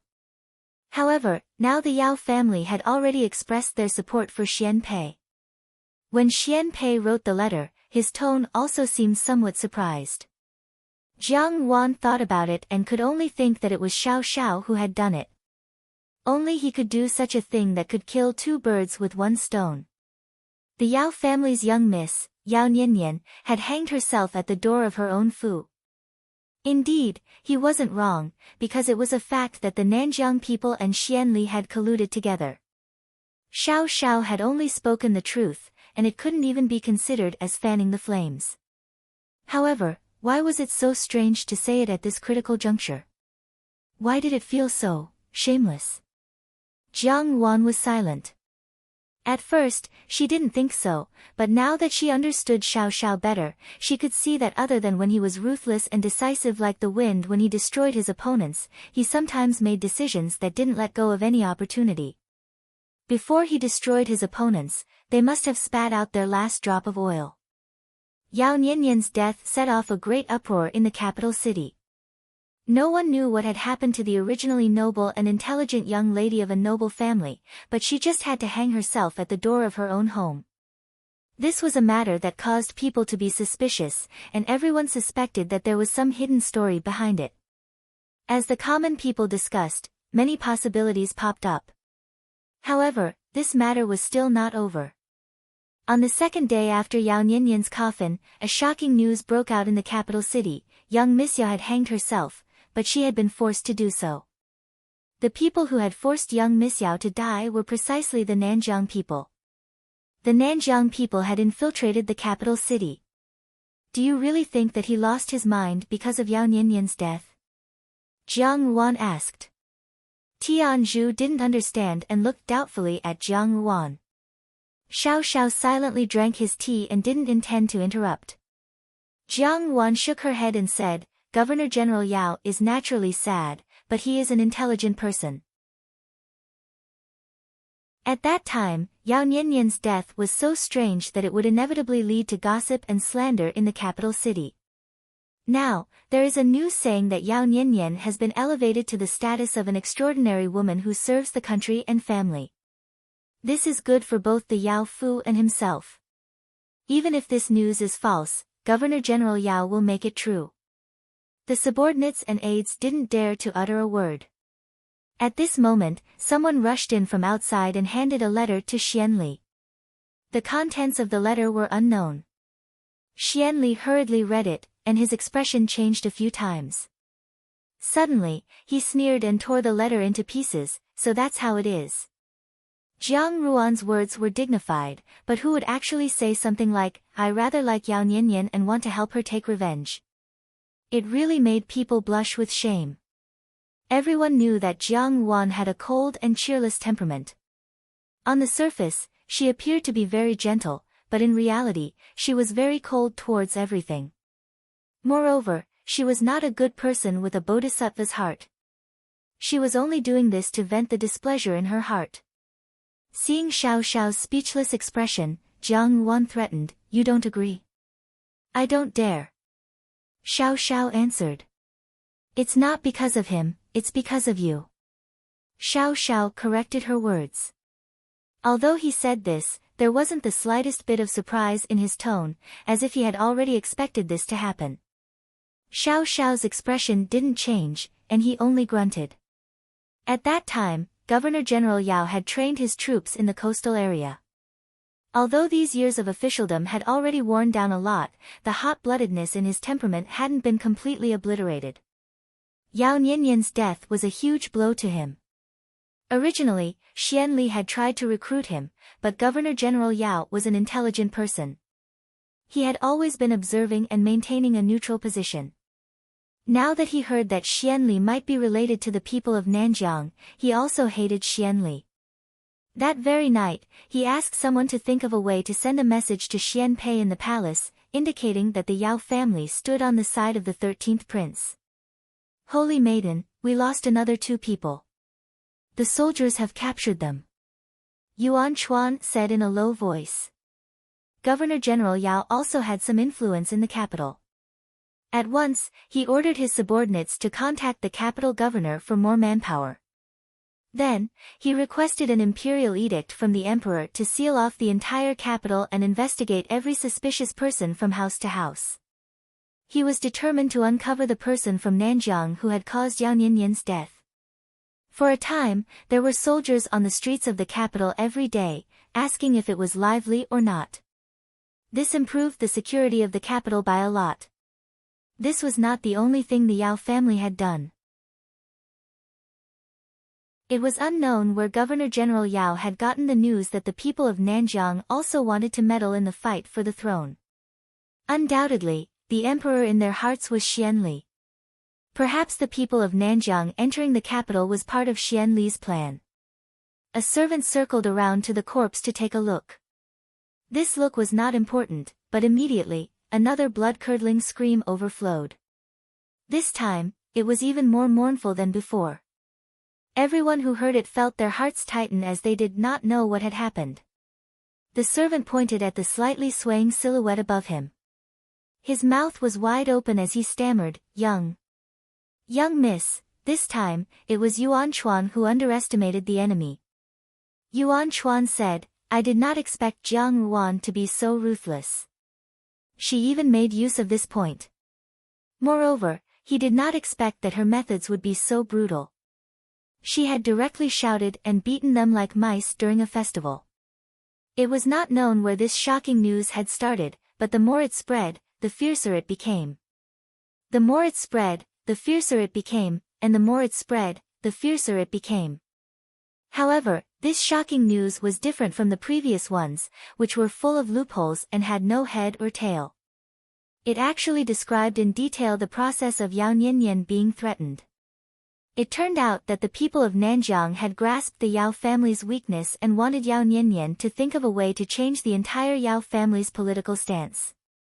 They wanted to cooperate with the people of Nanjiang and become the Nanjiang spy in the Great Jin dynasty.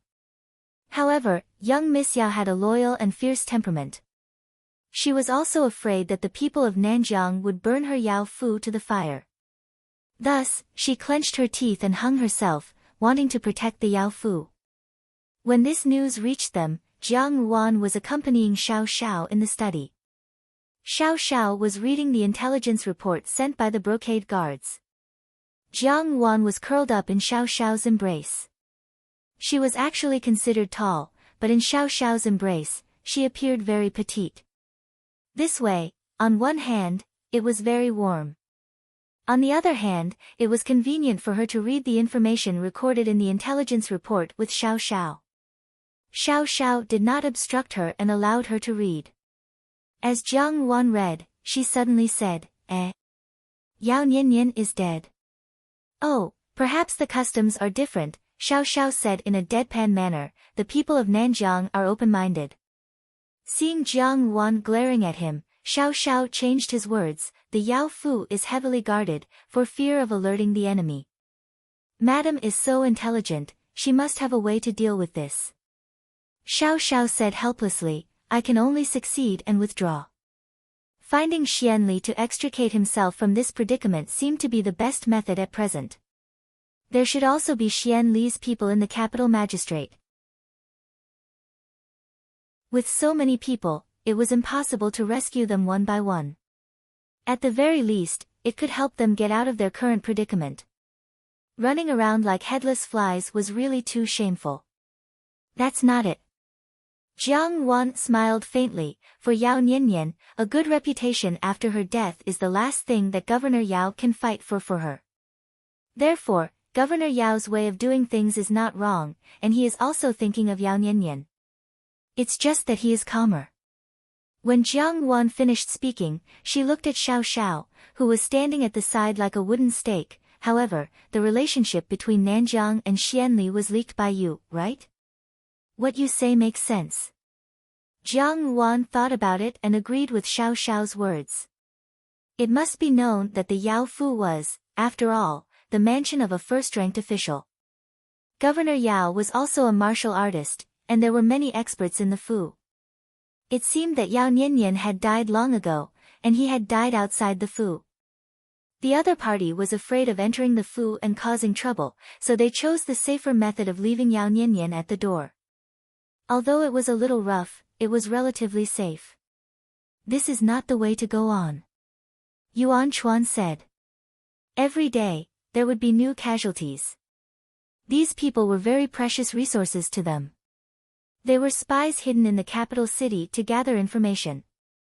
Normally, they would be hidden in the crowd and would not be able to see anything different. However, once they were investigated, there was no way to prove their identity. Very quickly, they would be caught. This time, the capital magistrate was determined. It was impossible for any fish to escape the net. If this continued, most of the spies would be caught. When most of the spies were caught, they would be like blind and deaf people in the capital city of the Great Jin dynasty.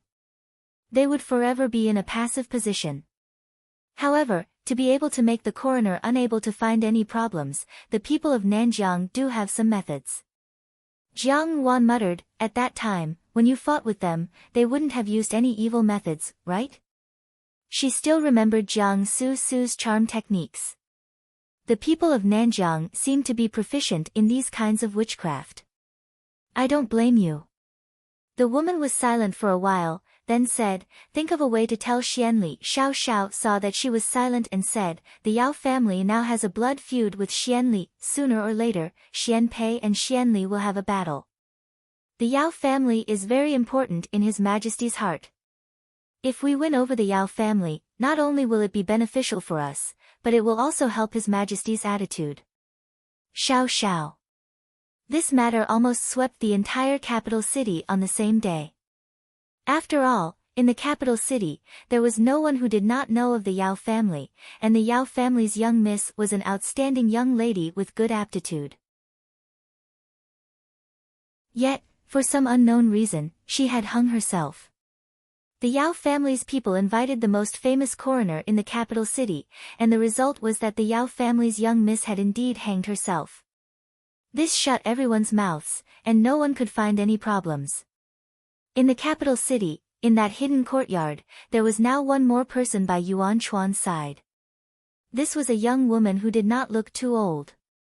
She had a pair of ethereal and bright eyes, and snow-white skin. She only wore a crimson muslin dress, and on this early spring cold day, she did not feel cold. She wore a similar red muslin on her face, and only the upper half of her face was exposed. Even so, it could be seen that she was a stunning beauty. This kind of stunning beauty came from her ethereal temperament, as if she did not eat the food of the mortal world. No need. Xian Li gritted his teeth. Darren, what has been exposed? The subordinate beside him asked doubtfully. This subordinate was probably Yuan Chuan's confidant, so he asked boldly. The corners of Yuan Chuan's lips were still slightly raised, but his tone was not happy as he said, "The holy maiden has been exposed." When this rumor came out, the entire capital city was in an uproar. The common people all knew about the war between the Nanjiang people and the great Jin dynasty many years ago. And at that time, the Jin dynasty had destroyed the Nanjiang country. The Nanjiang people's ambition had not died, and it was indeed possible for them to make a comeback. And because of this reason, the Yao family's young miss had committed suicide in the most tragic way possible in front of the mansion's gates. Her identity had been exposed, especially to someone like Jiang Ruan. Jiang Ruan was the best at taking advantage of opportunities, so what would she do next? If she really confronted her about this matter, she might have a chance to make a move. As Yuan Chuan thought about it, he could not help but be alarmed. After thinking for a while, he suddenly said to his subordinate, "Go to the warehouse and find the female corpse that died a few days ago. Tonight, when there is no one around, find a way to throw it at the Yao family's door." The capital city was bustling with noise and excitement. These days, Xiao Xiao, on the contrary, was idle. When he had nothing to do, he would read and drink tea with Jiang Ruan. When she heard the news from Jin San, Jiang Ruan's eyes revealed an uncontrollable smile. Xiao Xiao glanced at her and did not seem to be surprised. Jiang Ruan said discontentedly, "Why are you not surprised?" When the rest of the servants heard this, they were all dumbfounded. "Then, Your Highness, should we send someone?" The guard who had delivered the letter asked. "The Yao family's door." Although that person was bewildered, he immediately got up and carried out the order. Yuan Chuan stood in front of the window and frowned. The real Yao Niannian had naturally died long ago, and the current Yao Niannian was only the holy maiden in disguise. The holy maiden had already expressed her intention to leave the Yao family, but if Yao Niannian suddenly disappeared, the Yao family would not let the matter rest. They would certainly search the entire capital city, which would be very disadvantageous to them. Now, they could only confirm that Yao Niannian was dead. Previously, the holy maiden had asked him to dispose of Yao Niannian's corpse. Yuan Chuan had been careful and only used a secret technique of the southern frontier to temporarily prevent the corpse from rotting. Now, it was just in time to solve this urgent problem. Since they wanted to extricate themselves from the Yao family and confirm that Yao Niannian was dead, the Yao family was in a mess. Naturally, they would not have the mood to worry about other things. "It's all right," Jiang Ruan smiled craftily, "I have long prepared." Governor General Yao was furious. Originally, because of his daughter's death, he finally had a place to vent it. Originally, Yao Niannian had died for some unknown reason. Although Governor General Yao was heartbroken, he had also blamed Yao Niannian for not explaining the difficulties to his family. Now that this rumor had come out, Yao Niannian had become a loyal woman who wanted to protect her own mansion and was unwilling to betray the country. Governor General Yao's last trace of displeasure towards Yao Niannian had completely disappeared and was replaced by endless guilt. He hated himself for his incompetence and was heartbroken for Yao Niannian's sacrifice. His original thought of retiring to the imperial court and spending his remaining years in peace had suddenly changed. Now, Governor General Yao only had one thought, and that was to make the person who had forced Yao Niannian's death pay in blood. Very fast, Jiang Wan exclaimed in admiration, "Let me see." Hanging herself in front of the Yao Fu's door, this reason is too strange. Who would hang themselves in front of their own door, and moreover, it was a young lady from a noble family. What are the people of the southern Xinjiang thinking? If it was any other woman, even if she was determined to die, she would not want everyone to see her miserable appearance before her death. Especially hanging herself, that appearance was not very pleasing. Yao Niannian was the daughter of a noble family. If she really wanted to hang herself, she would have chosen a room with no one around. Why would she brazenly hang herself in front of her own house and let so many people see her ugly appearance after her death? Obviously, the people of the southern Xinjiang had not thought things through. His subordinate was shocked. They had privately known that the Holy Maiden was in the capital. Didn't they say that everything had gone smoothly? These days, Yuan Chuan had also acted according to plan step by step and was very appropriate. How could the Holy Maiden have been exposed? Not only was his subordinate shocked, but Yuan Chuan was wearing a mask so others could not see his expression clearly. Only he himself knew that when he heard the news, he was also quite surprised. The Holy Maiden had entered the capital in secret. At the beginning, even he did not know about it. Replacing Yao Niannian was also a good move. Everyone knew that the emperor had intended to betroth Yao Niannian to Xiao Xiao. If Jiang Wan had not interfered, Yao Niannian would most likely be Jining Wangfei now. Yao Niannian's identity was very natural. Moreover, Governor Yao was also a person of great importance in the Jin court. No matter in which aspect, he was extremely suitable. Who would have thought that this flawless plan would collapse today and the Holy Maiden would actually be exposed? The night seemed to pass peacefully. The next day, when the manservant guarding the entrance of Yao Fu got up to check, he suddenly found a figure hanging from a pillar at the Fu's entrance. Immediately, he was so frightened that he let out a loud cry. With this cry, he and the family servants were also called over. They saw that in front of the pillar at the entrance of Yao Fu, there was a figure hanging in a straight line. A rope was hung from the beam at the entrance, while the other end was wrapped around the neck of the corpse. At the foot of the corpse was an overturned stool. Obviously, this person had hanged himself. After the family servants had recovered from the lingering fear, they immediately felt a burst of bad luck and cursed, "Why did you choose to hang yourself in front of the door? Who is this person?"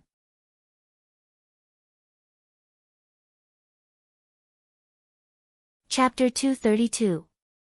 But young mistress, what do we do now? Tianzhu frowned. Our men have already made their move, but we still can't find where that Nanjiang person is. He's really well hidden. I'm afraid there's already someone in the capital waiting for him. How could Xianli not know what his aides could see? Not long ago, he was full of disdain for Xianhua's rashness and impulsiveness, but now it was his turn. When it started, Xianli did not know. He only knew that his great undertaking of seizing the throne had been smooth sailing a long time ago, but today, it was actually difficult to move forward. It was as if every step he took could be calculated by the other party. The more anxious he was, the more leisurely the other party was, unable to end the battle quickly. Now that it had reached a critical moment, the anxiety in his heart became more and more unbridled. This was definitely not a good sign. Perhaps it was the other party who wanted him to make a compromise. Steady, Xianli warned himself over and over again in his heart. The Yao family had sought refuge with Xian Pei because someone had told them that Yao Nianyan's death was related to the Nanjiang people. Since the Nanjiang people were related to him, the Yao family did not have the guts to confront him directly, so they sought refuge under Xian Pei's name, using Xian Pei's name to trip him up. It's true that we are allies, but in Xian Li's eyes, there is no such thing as an ally. Jiang Wan smiled, we are only temporarily together because of common interests. The Nanjiang people have messed things up this time. To Xian Li, they are just a useless chess piece. No matter how much he needs a useless chess piece, he still needs to vent his anger. What's more, Xian Li is a person who is suspicious by nature. He will certainly think that we have set up some kind of trap. As long as he seeks stability, he will absolutely not make a move at this time, so as to avoid putting himself in harm's way. Meng, I've finally found you. The person at the door seemed to have just seen her, and as soon as she came out, he could not wait to open his mouth. Liao Meng frowned. Nanny Zhou had already stepped in front of her and scolded, where did this shameless person come from? Who are you to recklessly defile my young lady's innocence? Naturally, the chastity mark was not there. If someone were to examine her, they would only find out that she was not chaste, but Liao Meng was not thinking about this. If Qin Shi's silk handkerchief had already made her faintly think of a possibility, now the red mole on her back almost confirmed the terrifying conjecture in her heart. Jiang Wan. Liao Meng followed Nanny Zhou's gaze and looked out of the window. Indeed, there was no shadow of that person. She didn't know why Jean Eyre almost never set foot here these days. She found someone to secretly send a message to him, but she didn't receive a reply. Liao Meng smiled and said, Mother, you don't have to worry. Since second young master is working for His Highness, he might have something important to do these days. It's normal for him to be busy. She will come in a few days. Although she was comforting Mrs. Zhou, it was more like she was convincing herself. As Jean Eyre had not come for a long time, her heart could not help but be suspicious. In the end, what was going on? Could it be that the maidservant had used some means to entangle Jean Eyre? Jean Eyre did not come, and there was no news from that person over there either. Liao Meng thought uneasily, and she felt a little uneasy. Arguing with a person like Qin Shi was definitely not beneficial. Liao Meng could only insist that this had nothing to do with Qin Shi. With a cold face, she said, Don't talk nonsense. You and I are only friends from the same hometown. Where did these words come from? Unexpectedly, Qin Shi suddenly said loudly, Meng, I didn't want to say these things, but now you see me as an enemy. For any man, this is something that cannot be tolerated.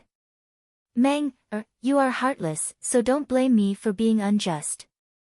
As he said this, he took out a pure white handkerchief from his bag. It was just that the handkerchief was blooming with spots of red blood. At first, everyone was shocked, but then they understood. Naturally, they could imagine what it was. There were also young women in the crowd, and they immediately turned their heads away.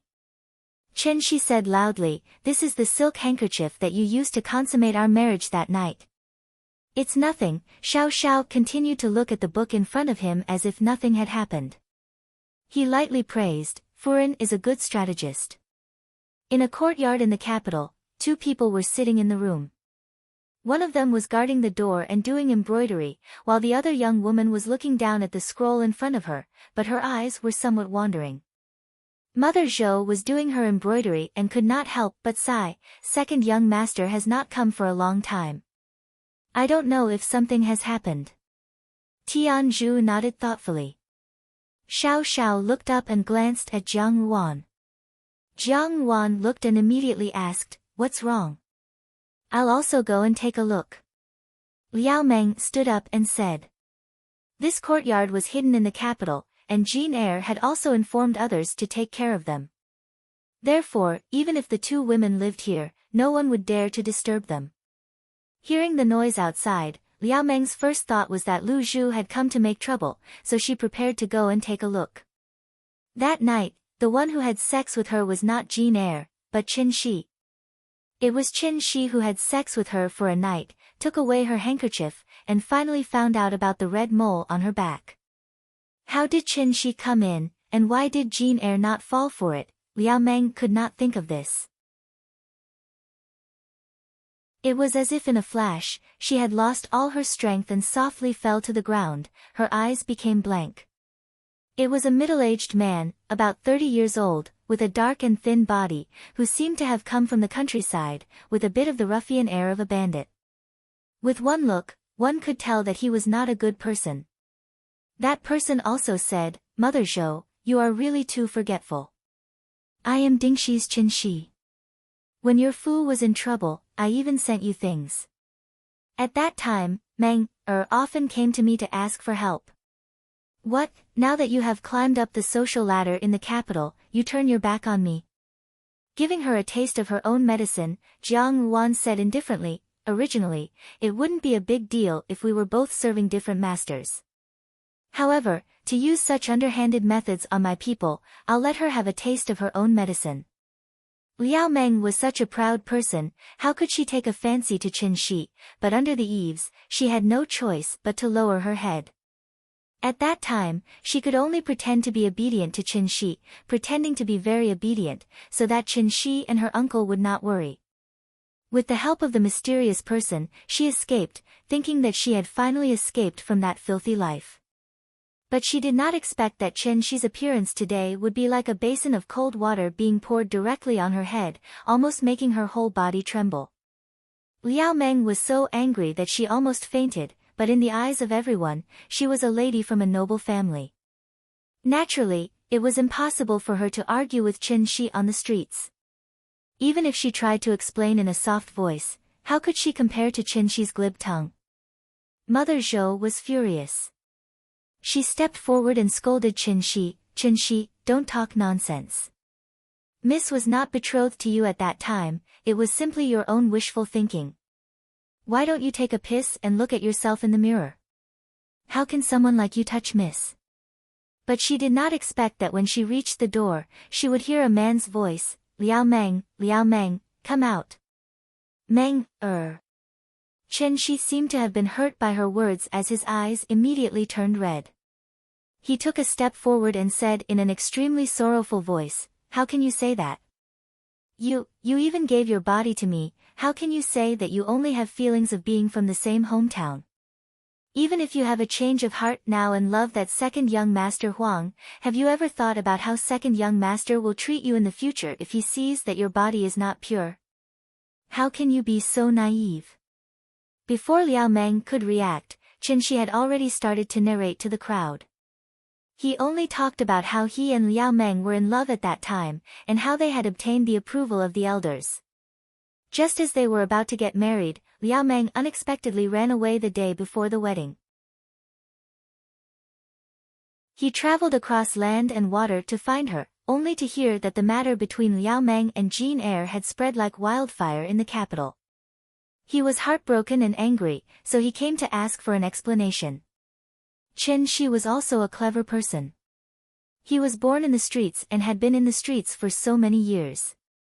He could be said to have a glib tongue.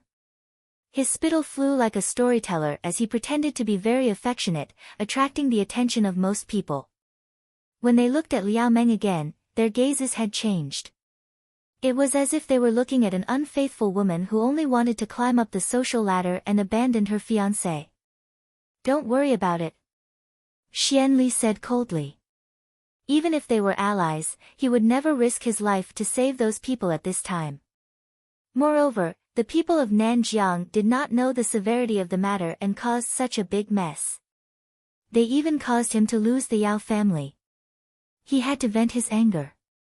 Since the people of Nanjiang were so capable, he would leave this matter to them to solve it themselves. A smile appeared on Xian Li's face, but this smile did not look happy in the eyes of the crowd at all.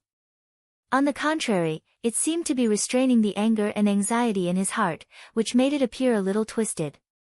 Qin Shi said, "Meng, you are with me, so I know everything about you. I also know that you have a small red mole on your back. Meng, if you want to ask me what evidence I have, do you dare to let others check your arm? See if the chastity mark is still there. When Qin Shi heard this, he gave Liao Meng a strange smile. That smile had an indescribable meaning in Liao Meng's eyes, as if she had been waiting for this sentence. No, Liao Meng calmed herself down. Her body was given to Jin Air. How could this Qin Shi have the ability to turn a deer into a horse? Nothing would happen. When this was said, the crowd suddenly burst into an uproar. What? This man's tone seemed to have some kind of personal relationship with Liao Meng. The man called her so intimately. It was said that Liao Meng was also from Dingxi. Could it be that there was something fishy between the two of them? It was true that people sympathized with the weak, but the people were more interested in the new strange things that happened among the people. When they learned that this seemingly weak and well-mannered young lady might have some unknown story, they immediately became excited. Nanny Zhou wanted to vent her anger for Liao Meng, but what she said was inappropriate. She said that Qin Shi was not worthy of Liao Meng. In this way, it seemed to reflect Qin Shi's words that Liao Meng was a greedy and vain woman. Liao Meng had already realized it, but Nanny Zhou was unaware and continued to scold. Liao Meng was helpless and could only take a step forward and say, Qin Shi, you are too much. There is no enmity between us. Why do you want to taint my innocence? Nanny Zhou's vision turned black and she fainted. Liao Meng forcibly suppressed the anger in her heart. Who would have thought that he would take out a handkerchief in the middle of the street? But Qin Shi was a hooligan who did not care about face at all. It was natural for him to do this. Qin Shi did not finish his words. He unfolded the handkerchief so that the crowd could see more clearly. Under the little red marks, the embroidery of the flowers on the handkerchief was very clear. In the lower left corner, there was the word, Meng. Qin Shi continued, Meng, this handkerchief was given to me by you. It is your personal handkerchief. I have always been reluctant to throw it away. Liao Meng did not know who that person was. She only knew that after her parents passed away, her life was difficult. A mysterious person wrote a letter to her and showed her a bright path. This bright path was Jin Air. This was a good thing for Liao Meng. She almost did not hesitate to listen to that person's advice. That person did not say anything. He only said that he had the intention to help and did not want Liao Meng to pay any price. As long as Liao Meng got Jin Air in her hands, that servant girl would get lost. She had given up everything and traveled thousands of miles from Dingxi to the capital. She had sold her innocence, but she had never expected that it would be given to Qin Shi. Everything seemed to have returned to the beginning. She clearly knew one thing, she was finished. Why? She murmured. In Jinying Palace, Jiang Wan drank a mouthful of pickled yellow paste and said, Xian Li did not make a move. Xiao Xiao sat to one side and grunted.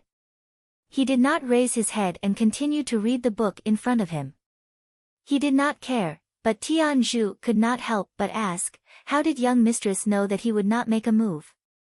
Since he is an ally, he must help. Nanny Zhou was so angry that her face turned red. A series of insults had already come out. Liao Meng stared blankly at Qin Shi, then suddenly snapped back to her senses. Looking at the eyes of the surrounding people pointing at her, she felt like she had been stripped naked and thrown onto the streets. But now, she couldn't retreat. Once she retreated, it would be equivalent to admitting defeat. Admitting defeat, she had given up everything. It was definitely not for the sake of losing. Liao Meng gritted her teeth and looked at Qin Shi. Suddenly, she said, Qin Shi, you must pay attention to evidence. You dared to tarnish my reputation, you must take out the evidence. Otherwise, I will definitely report you to the officials and punish you. That's right. A man's voice came from behind the crowd. Liao Meng followed the voice and looked over.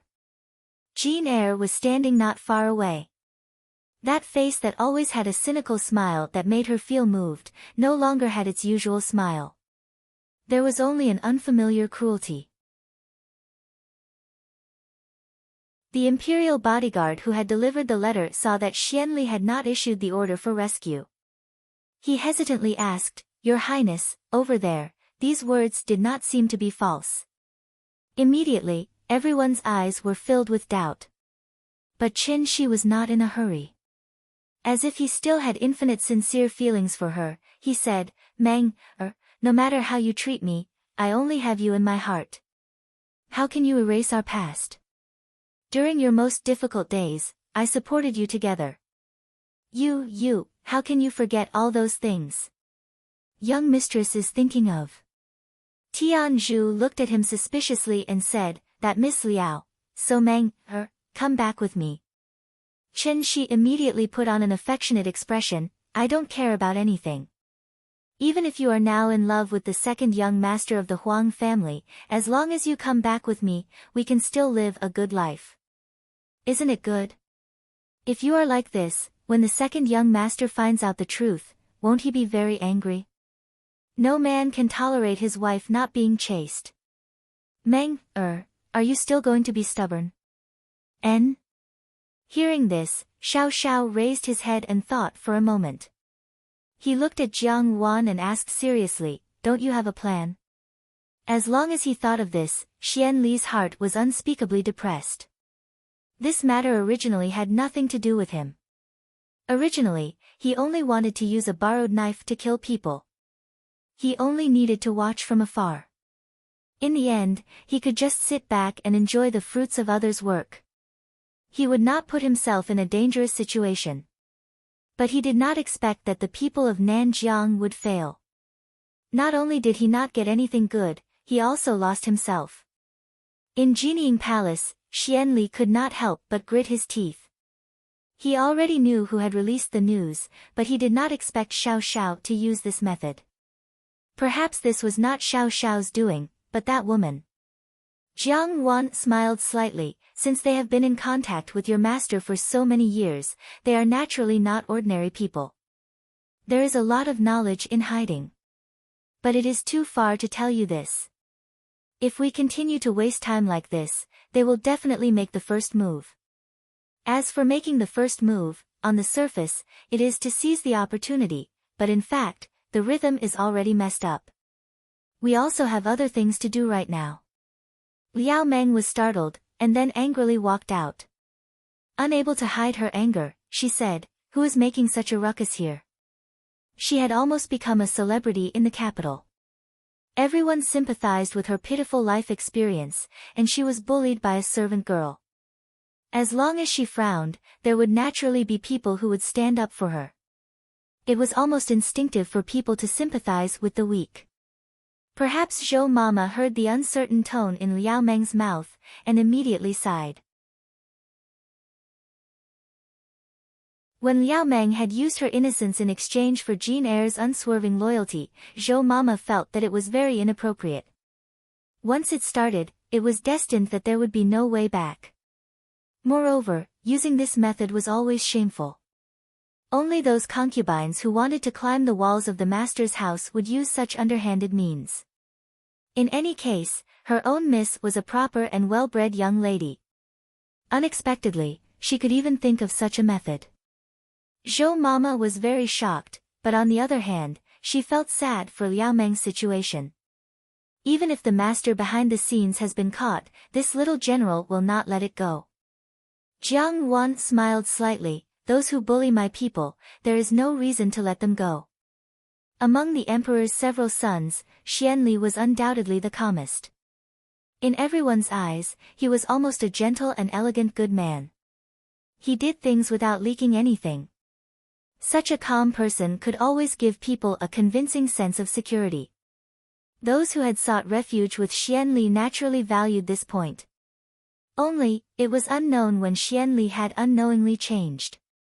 Not showing his emotion seemed to be a thing of the past, and the people who followed Xianli could sometimes even feel the uncontrollable anxiety in Xianli's heart. This was not a good thing for a person who was planning for big things. Liao Meng's vision turned black, and she almost fainted. Just now, when she came out, she did not see clearly what the person looked like. When she saw who it was, she was scared out of her wits. At that time in Dingxi, when her parents passed away, she guarded the family wealth. Those jackals and wolfish relatives were eyeing her covetously. Her own uncle wanted to marry her off as soon as possible so that he could swallow their family's huge wealth. This Qin Shi was a bully in Dingxi, a street ruffian. Usually, he bullied people and took advantage of Liao Meng's beauty. Liao Meng's uncle did business and had some friendship with Qin Shi, so he wanted to marry Liao Meng to Qin Shi. Xianli fiercely took a breath. The southern Xinjiang sent a secret letter asking him to go help, but now, he absolutely could not take the risk. The people of the southern Xinjiang did not know that the Yao family also hated him. If at this time, he rashly made a move and was caught, wouldn't it be giving the Yao family something that could be used against him? The Yao family would definitely use this time to make a big fuss. Now, it was best not to act blindly without thinking. It was better to be safe. Both of them were still thinking about their own matters when they heard bustling sounds coming from outside the door. It seemed that there were also shoving, scolding, and shouting. Mother Zhou and Liao Meng looked at each other. Mother Zhou stood up and said, "I don't know what happened. This old servant will go out and take a look." After the matter with the Yao family passed, Jiang Wan and Xiao Xiao did not take any other action. Although Xiao Xiao's deployment was precise, the opponent was also very cunning and did not show up. As a result, Tianzhu felt that it was somewhat boring all day. At this moment, when she heard Jiang Ruan's words, she immediately became excited. "Young mistress, what other tasks are there?" Later, everything went smoothly beyond Liao Meng's original expectations, but that mysterious person never appeared again. Liao Meng had also wondered whether that person had other motives, but to her, Jane Eyre was indeed a way out that she did not want to let go of. Liao Meng was only a woman and did not have much foresight. She could only instinctively grab what she wanted the most in front of her. Jiang Wan was speechless. Of course, a trap had to be set. This trap was set up for the people of the southern Xinjiang. However, Xiao Xiao's usual style was like the autumn wind sweeping away the fallen leaves. He would not let anyone go. As for Xianli, naturally, there were also arrangements to ensure that nothing went wrong. What if Xianli suddenly remembered his ally? Chen Shi had played the role of an angry and affectionate man who had been betrayed to the fullest. However, as soon as these words came out, Liao Meng felt as if she had been struck by lightning and almost fainted. That night when she and Jane Eyre were drugged, she had lit the incense given to her by the mysterious person and placed it together with the pot of orchids. She had drugged Jane Eyre and used her own innocence as the price to tie that man to death. After that night, her handkerchief had disappeared. Thinking that there must have been blood on it and that it had been taken away by Jane Eyre, she did not ask further. But now, it had appeared in Qin Shi's hands. Liao Meng's mind was muddled, but she could not help but have an absurd thought. That thought was very frightening. As soon as Qin Shi finished speaking, there was a sudden uproar in the surroundings. There were many meanings in Qin Shi's words. That Liao Meng looked at a pure and innocent girl, but she had long since lost her virginity. TSK, this was really hard to tell.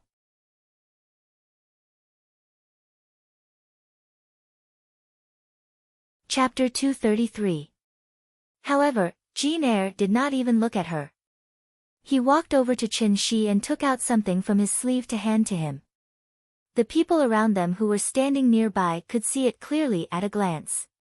It was a marriage contract. Jane Eyre turned around and looked condescendingly at Liao Meng, who had collapsed on the ground. "Since you've already been engaged, the marriage contract has been changed, and the elders in your family have agreed to it. The engagement with me from back then is no longer valid. Besides, you..." He did not finish his sentence, but the meaning behind his words was clear. A woman with an impure body, how could she have the right to be someone else's wife? Those who were originally on Liao Meng's side and had a good impression of her now looked at her in a completely different light. A victim, a gentle and weak girl, had suddenly become a slutty and shameless woman. Thinking about it, the maidservant who had been by Jean Eyre's side had also been wrongly accused. Sure enough, it was hard to know a person's face but not their heart. After Jean Eyre handed the marriage contract to Chen Shi, he turned to leave. However, Liao Meng was unwilling to give up and hugged one of his legs. She did not know what had happened and why the person that night had become Chen Shi. However, she was certain that all of this was within Jean Eyre's grasp. For the past few days, she had schemed against Jean Eyre, but how could she not like such a distinguished and handsome man like Jean Eyre? Naturally, there was some sincerity in her heart. Now that her sincerity had been trampled to the point that it was worthless, Liao Meng could not accept it. She asked bitterly, "Why did you do this? Did he not have any feelings for her at all? All those days, this man was gentle, considerate, and humorous. The two of them had a great time together, but now, it was all just an act?" She did not believe it. She wanted to find out the reason. When Jean Eyre heard this, he turned around and glanced at her again. His gaze was so cold that Liao Meng felt a chill run down her spine. Right after, the man in front of her bent down and leaned over to whisper in her ear, "It's probably because of her." Her. Liao Meng was stunned for a moment, but then she quickly understood that the her he was referring to was Dewdrop. Was it for the dewdrops? Was all of this really just an act of his? The man's voice was different from his usual gentleness. There was a kind of sinister coldness in his voice, almost threatening her. There is nothing wrong with using all kinds of methods to protect yourself. However, you should not use these methods on her. Liao Meng closed her eyes. She too was born into a prestigious family. Even though her family had declined, she was still the young miss of a respectable family. She couldn't even compare to a servant girl. As for that Jean Eyre, he looked gentle and affectionate, but it was just an illusion. He had disguised himself so well, but she had actually thought that she was the aureole behind him. This was really a complete joke. "Have you ever had feelings for me?" Liao Meng asked the last sentence with difficulty. "No." The answer was as expected. The man was as resolute and cruel as his expression. He turned around and strode away, never looking back again. Chen Shi was overjoyed. He reached out a hand to grab Liao Meng and put on an affectionate expression. "Meng, it's all right. I still won't give up on you. Come, let's go home." Liao Meng struggled a few times but was unable to break free from Chen Shi's grasp. Mother Zhou had not woken up yet and she was all alone. The people around her were looking at her like she was the plague. No one extended a helping hand. In their eyes, Liao Meng was now a notorious person. Under such circumstances, Chen Shi effortlessly pulled Liao Meng away. In the end, he practically dragged her into a low and narrow room. The moment they entered the room, Chen Shi's expression changed. He no longer had the affectionate expression from before. Without a word, he gave Liao Meng a slap and said, "Bitch." Liao Meng was slapped hard by Chen Shi, but she could only blankly cover her swollen face. At this moment, she was in utter despair and could not see any way out. She had the marriage certificate and her chastity had been given to Chen Shi. Even if she were to hold on to such a large family fortune, there was only one fate for her in this lifetime. And Chen Shi was a person who held grudges. She had abandoned him to escape to Beijing and even tried to hook up with Jean Eyre. To Chen Shi, this was an intolerable betrayal. He would definitely treat her even more harshly. Liao Meng was right. After Chen Shi gave her a hard slap, he suddenly sneered, "Bitch, if you want a man so much, then I'll let you have a good time right now." He tore off Liao Meng's outer garment and pounced on her. There was an intense sound in the room. Chen Shi's attack was filled with hatred. There was almost no connection between them. The intimacy that was like a violent storm made Liao Meng feel unbearable pain. She clenched her teeth tightly to prevent herself from crying, but the tears in the corners of her eyes slowly flowed down her cheeks. Chen Shi would bring her back to Dingxi, so she could only be with Chen Shi for the rest of her life. And with Chen Shi's current estrangement from her, he would definitely not have an easy time in the future. Her uncle and aunt would take away all of the Liao family's assets. In the end, she would still end up with nothing and everything would return to square one. No, it might even be worse than square one. At least in the past, there was still some hope. But now, there was only a deep sense of despair. On the bustling street, Jean San and Jean Eyre were walking side by side. Jean San looked at Jean Eyre and said, "You're really ruthless. Don't you always have a lot of pity for women?" Jean Eyre had always pursued the reputation of being a gentleman among flowers. When dealing with women, he would always leave some leeway. But this leeway was only within an acceptable range. For example, if he wanted to kill a woman, he would do his best to make her suffer less before she died so that she could die a quick death. The members of the embroidered uniform guards were indifferent and cruel to life. No matter how different their personalities were, this would never change. Xiao Xiao had already reached the point of perfection. Xiao Xiao had already reached the point of perfection. Jean Eyre looked like he was always laughing and joking around, but he also followed this unchanging principle. It was just that this time, his method of dealing with this woman was indeed a little too cruel. He was the one who called Chen Shi over. Back then, when Liao Meng first consciously approached him, Jean Eyre already realized something was wrong. He personally investigated and got the people he knew in Dingxi to start investigating Liao Meng's matter. The embroidered uniform guards were naturally efficient in their work. Very soon, they received news of Liao Meng, and Chen Shi naturally appeared in Jean Eyre's sight. He got someone to bring Chen Shi over. The knockout incense that Liao Meng ignited that night had the effect of making people unconscious, but she had underestimated Jean Eyre. Moreover, Liao Meng was currently in the capital.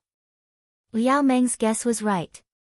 That night, Chen Shi and Liao Meng had indeed fallen out. Jean Eyre had never felt that there was anything wrong with this, nor did he feel any guilt. As for guilt, he only felt it towards Lu Zhu, but he did not know how to explain it. Jean San could tell what he was thinking. He sighed and said, "Go back and explain it properly. Lu Zhu isn't an unreasonable person. You're doing this for the sake of the entire imperial household and also because you're worried about her safety. She'll forgive you one day." After hesitating for a moment, Jean San added, "But lying to a woman isn't something that can be easily forgiven, so you'd better be prepared." There was no need for Jean San to explain this principle. Jean Eyre already knew it himself. After all, he had been doing missions in brothels for so many years, so he naturally understood women. Liao Meng had lost to Jean Eyre because she had underestimated Jean Eyre's ability in matters of romance. If it wasn't as a last resort, Jean Eyre would not be willing to lie to Lu Zhu. However, this matter was of great importance. Not even the closest person to the brocade guard could know about the mission they were carrying out. This was because the brocade guard had persisted in using such strict methods for so many years. Sometimes, a mistake in a smile could cost them their lives. Jean Eyre did not tell Lu Zhu because he was responsible for the brocade guard. However, being alone in Shanghai like this, he had never felt so uncomfortable before. That day when he hit Lu Zhu, he tossed and turned restlessly in bed. After the argument with Lu Zhu, the conflict in his heart caused his hesitation and the unsightly expression on his face. It was not an act, but a lucky hit that had fooled Liao Meng. Jean Eyre felt a headache coming on as he thought about how to explain it to Lu Zhu. At Jining Prince's residence, someone had already sent the news back. Lian Qiao naturally clapped her hands in delight. She laughed and said, "Indeed, evil people will be tortured by evil people." This Liao Meng was still saying that she was some noble young mistress, but she actually resorted to such underhanded methods. Recommending oneself to the bed is something that only the concubines and Tongfang of the Fu would do. How could an unmarried young mistress do such a thing? TSK, it's really laughable. But now, it's all right. Finally, her fake face has been torn off and people can see her true colors. How satisfying. Jiang Wan did not speak. Her gaze fell on Lu Zhu, who had her head lowered and was in a daze. At this point, there was no longer any reason to hide it from Lu Zhu. Jiang Wan told Lu Zhu the whole story. How to deal with it was Lu Zhu and Jean Eyre's business. However, looking at Lu Zhu's blank expression, Jiang Wan could not help but feel a headache coming on. She said, Lu Zhu, what do you think of this matter? Lu Zhu did not expect Jiang Wan to suddenly ask her. She was stunned and could not help but be speechless. Lian Xiao also stopped talking and looked at Lu Zhu. Yes, now that the truth was out, nothing had happened between Jean Eyre and Liao Meng. Everything was just a play to deal with the people of the southern Xinjiang. Therefore, no matter how much Lu Zhu hated Jean Eyre, there was no reason. Now, what choice would Lu Zhu make? I don't know. Lu Zhu murmured. This news was too shocking for her. She did not expect that everything was just a hoax. In that case, the sadness she had felt at the beginning was all fake. At this moment, she did not know what to do. She did not know how to face Jean Eyre. She could only subconsciously speak the voice in her heart. Jiang Wan sighed. This matter was not urgent. She thought that Lu Zhu would probably need some time to accept this matter. As she was thinking, she saw Yi Feng hurriedly walk in and call out, "Young madam." Xiao Xiao had already gone out. At this moment, she did not know where he was. Looking at Yi Feng's appearance, he seemed to have an urgent matter. Jiang Wan asked, what happened? Now that Xiao Xiao was not around, Jiang Wan could handle the matters of the embroidered uniform guard. Jiang Wan also had a sense of propriety. If she could not handle it herself, she would not rush to solve it. She would just put it aside and wait for Xiao Xiao to return. Yi Feng did not hesitate and only said, the fake Yao Niannian has been rescued. Have you found the person? Jiang Wan asked with a frown. No, but the people guarding the west of the city saw someone enter a house. They were suspicious and rushed in. When they discovered that the house was empty, they went in to search. There were traces of someone living inside. It should be the leader of the Nanjiang people. Yi Feng answered. According to what you said, it should be their reinforcements. At this moment, there is no news of Xianli taking action. Naturally, this person is not him. The other officials in the Jin court do not have this ability. Jiang Wan muttered, in this case, it can only be the Nanjiang people themselves. To be able to escape under such a tight net, they are obviously very familiar with the terrain of the capital. I think that person is most likely a spy from the Nanjiang who has long been inside the capital. He must have hidden for many years to be able to rescue someone from under their noses. To be able to hide for so long without being discovered, for the Nanjiang people, this person may be a very good treasure. To be able to analyze so much based on just one incident, Yi Feng could not help but be startled. Then, he said in admiration, young madam is right. There was a brother who saw a person in the west of the city. At that time, he was in a hurry and did not take it to heart. Later, after thinking about it, he actually looked like the same person. Who? Jiang Fu's de Yinyang, Yi Shuang. Yi Feng said. Yi Shuang, this name was somewhat unfamiliar, and the Jiang Fu seemed to be something that happened a long time ago. When she heard these two words from Yi Feng's mouth, Jiang Wan was also momentarily dazed. However, she quickly understood. Yi Shuang. In her mind, the de Yinyang who did not like to speak and was always invisible in the Fu came to mind. For so many years, this de Yinyang had always occupied a seemingly unimportant position in the minister's Fu, yet she still stood there. From the time when the Jiang siblings had been banished, and when Zhao Mei had died, she had been there. Now that the Jiang Fu no longer existed, she was still able to escape unscathed. This was an inconceivable matter. Jiang Wan had once suspected her, but after the Jiang Fu fell, she had never seen her shadow again. Now, she had appeared in front of her, but in such a way. Since Yi Feng mentioned the west of the city, it showed that he suspected the relationship between Yi Shuang and the Nanjiang people. Jiang Ruan's gaze moved. This showed that her suspicions at that time were not completely unreasonable. Who was this Yi Shuang? What was her purpose in hiding in the Jiang Fu for so many years? And the timing of her appearance? Jiang Ruan's heart jumped, and a thought flashed through her mind. First, send people to continue watching the west of the city. Since they want to leave, they can't go far. That fake Yao Niannian must have an important position among the Nanjiang people, otherwise he would not have entered a household like the Yao family to work. It is very likely that he is the leader of the Nanjiang people, and the person who rescued Yao Niannian, since she has such ability, is not an ordinary person. To make a move under such a public target, she obviously has no fear of us. In this world, there is no such thing as conceit, so I thought that she must have made preparations. If she is Yi Shuang, with her temperament of hiding in the minister's fu for so many years, making a move at this moment can only mean that they have already made preparations.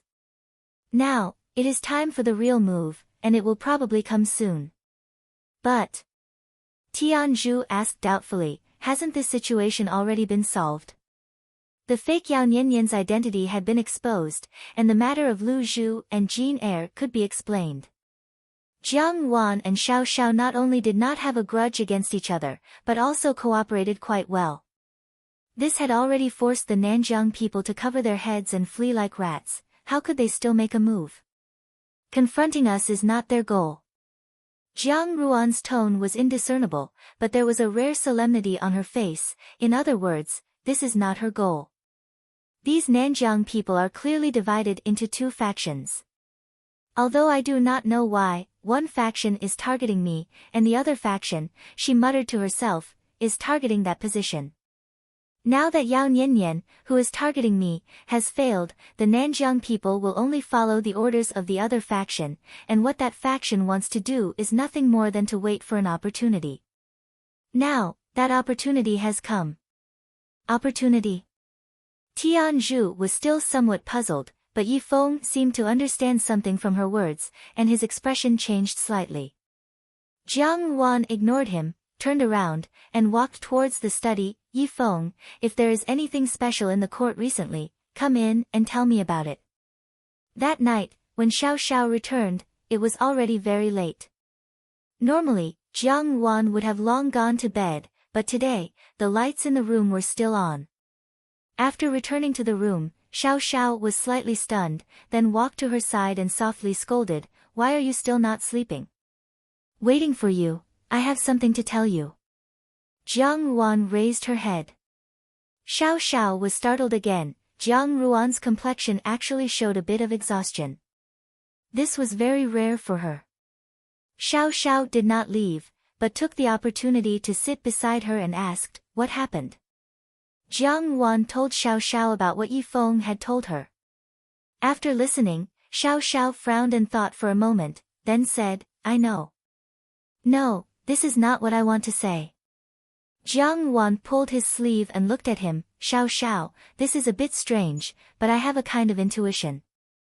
I suspect that Yi Shuang is Qi Man." After saying this, Jiang Wan also felt relieved in her heart. She did not know why she had this thought. Since her rebirth, Jiang Wan had always had a special feeling towards De Yinyang, Yi Shuang. It was the intuition of a person who had died once, but this Yi Shuang hid it too well. Her patience was simply terrifying. Compared to her, Xianli was really too light.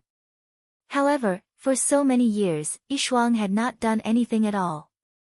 Jiang Wan could not guess her intentions, but now that Yi Feng had said that she might be related to the southern frontier, it was like a key that had opened a door in Jiang Ruan's mind.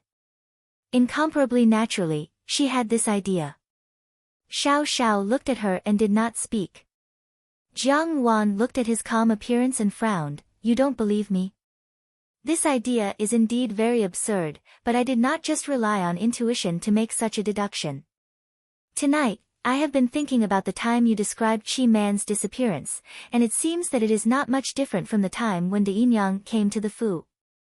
And if she is related to the people of the southern frontier, and the people of the southern frontier are still obedient even after many years of not seeing each other, the princess of the southern frontier is definitely able to do this. It's not that I don't believe you. Xiao Xiao's lips curled up, I also suspect her. Jiang Wan was startled and said, you already knew. It's just a suspicion. Xiao Xiao replied, for so many years, the people of the southern frontier have been relentlessly pursuing me. I have also tried to find the Qi Man of the past, but to no avail. Qi Man must still be in this world. I have gone deep into the southern frontier several times, but I have not seen her shadow. Based on her calculative temperament, knowing of my existence, she will definitely stay in the capital to wait for an opportunity to take revenge. Therefore, I have been arranging for people to search the capital. Xiao Xiao sighed, it's just that recently, I have some clues. I also did not expect that she would actually hide in the minister's Fu. A dignified princess of the southern frontier, with unparalleled beauty, but in the Jiang Fu, she had become an unfavored concubine. Of course, one could disguise one's appearance, but to disguise one's temperament for decades was a little too frightening. Jiang Wan carefully looked at Xiao Xiao. After all, the people of the southern frontier were his blood enemies. Everyone had something to bear in their hearts. What Jiang Wan bore was the hatred of her previous life, and what Xiao Xiao bore was the debt of blood of this life. This was his fate. After all, Xiao Xiao's current situation was all caused by Qi Man.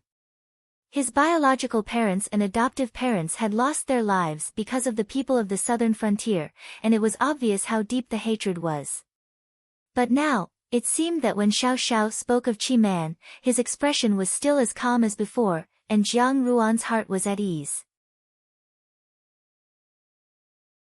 She thought for a moment, then grasped Xiao Xiao's hand and said, in this way, we know who the person behind this is. I think that they will soon make their move.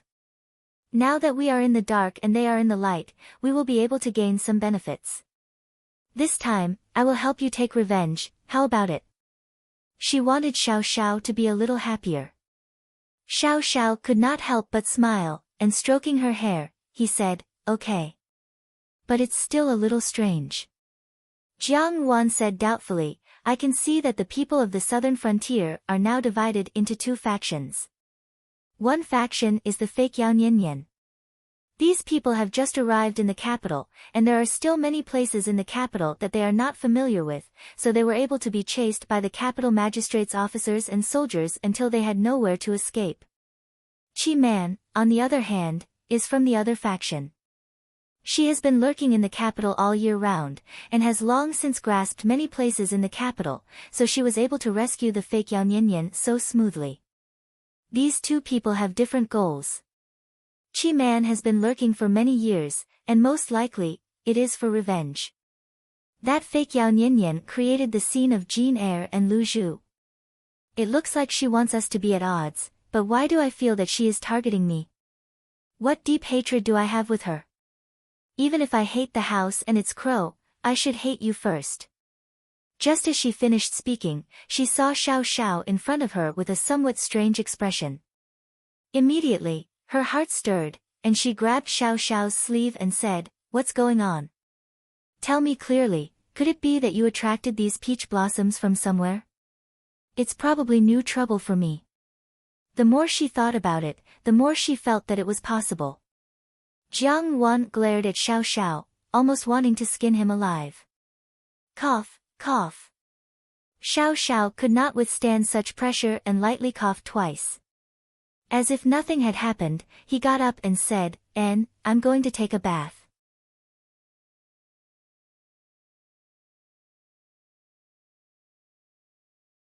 Chapter 234. Then that night, Jiang Wan finally got the information out of Xiao Xiao's mouth. It turned out that when Xiao Xiao first took over the genie guard, he went deep into Nanjiang to deal with the remnants of the Nanjiang kingdom. At that time, the head of Nanjiang was the younger brother of the prince before the Nanjiang kingdom was destroyed. The terrain of Nanjiang was complex and there were many poisonous insects and plants. It was not suitable for large-scale frontal confrontation. At that time, Xiao Xiao was young and brave. He directly went deep into Nanjiang alone and beheaded the head of Nanjiang. There must have been a dangerous price to pay, but Xiao Xiao was a person who paid attention to results. In the end, he succeeded. A young boy who had just come out of the thatched cottage had such great ability. At that time, in the mouths of the southern border people, it was already very terrifying. Xiao Xiao was born with unparalleled beauty, and his temperament was cold and mysterious. Naturally, he also attracted one person, the holy maiden of Nanjiang, Dan Zhen. Dan Zhen was the holy maiden of Nanjiang. At that time, Xiao Xiao was only about 14 or 15 years old. Dan Zhen was even younger. The two were clearly in a hostile position, but Dan Zhen had other feelings for Xiao Xiao. This was originally a very common thing. Xiao Xiao was really too eye-catching among his peers. As a holy maiden, Dan Zhen's days were originally pure of heart and few desires. Suddenly seeing a valiant and handsome youth, she naturally fell in love with him. However, the people of Nanjiang had always protected the holy maiden very well. Unlike Qi Man was a princess of the royal family. The people of Nanjiang protected her to protect the face of the whole country.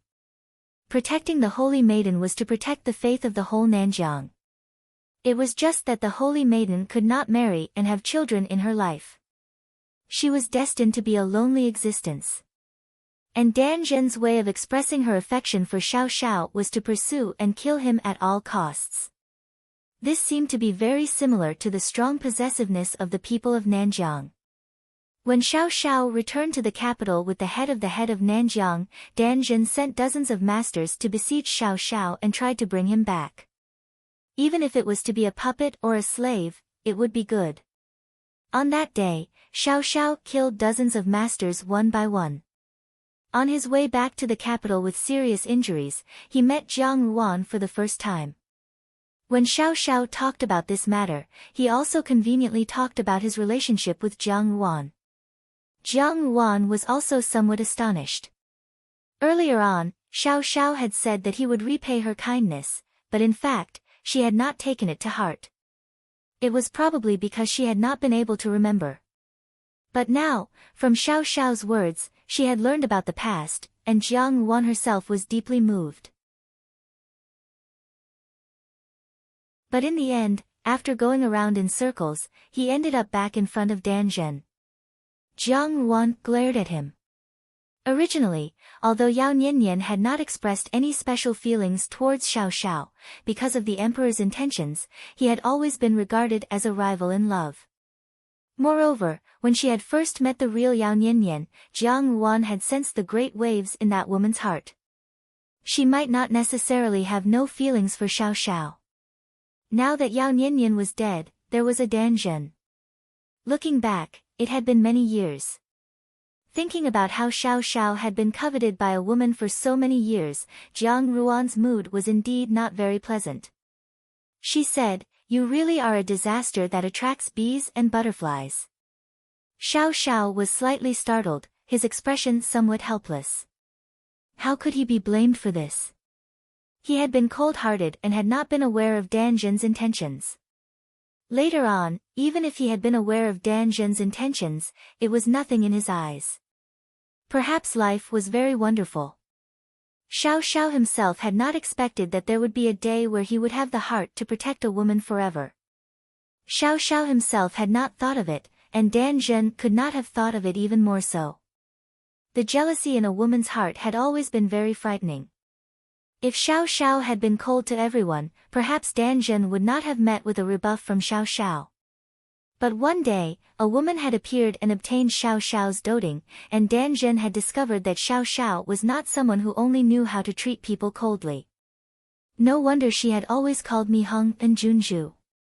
Not waiting for Xiao Xiao to answer, Jiang Ruan continued to speak, so it was because she minded my identity as a Wangfei. From this, it could be seen that this person was not someone who was good at forbearance, at least when it came to feelings. Although she was also very good at using people's hearts, such as that day when she used dewdrops and Jean Eyre to achieve her goal, it was still extremely difficult for her to grasp her own emotions. Perhaps this was related to her own status. A high and aloof saint maiden, the people around her were all obedient to her, so how could she have encountered any setbacks? Jiang Wan analyzed. In the process of the game, an opponent who was forbearance was obviously more terrifying. Jiang Wan and Xian Pei were people who were forbearance because of the lessons of blood and tears from their previous lives. Moreover, when they were young, they had experienced the pain of being neglected. Xian Li's forbearance was also very good, especially for a person who was favored by the heavens. This was also the case for Dan Zhen. As a woman, being unable to control her own emotions was her biggest weakness. In comparison, that Qi Man was much more terrifying. Qi Man was the princess of Nanjiang country. Naturally, she had lived a life of golden branches and jade leaves. However, she had concealed her identity, changed her appearance, and hid in the minister's fu. She had become an unfavored first Yinyang. This was not an easy thing to do, especially after so many years without any flaws. Moreover, her flawless defense was her biggest flaw. Even Jiang Wan could not help but feel somewhat apprehensive on this point. She was carefully thinking about Qi Man's matter. However, Xiao Xiao saw that she had been frowning and did not speak. He thought that Jiang Wan was worried about Dan Zhen. No matter how steady Xiao Xiao usually was, he was always somewhat helpless when facing Jiang Wan. He was not as good at making people happy as Jean Eyre. Seeing that Jiang Wan was unhappy, he felt somewhat nervous. After thinking for a while, he reached out and pressed Jiang Ruan's shoulder, saying, "How about killing her?" Jiang Ruan. This was too fast. She had not even said anything. If Dan Zhen knew what Xiao Xiao had said at this moment, she would probably go crazy with jealousy. She did not speak, so Xiao Xiao took it as a tacit agreement. Immediately, without saying anything, he moved closer and pinched her chin. Jiang Wan was startled.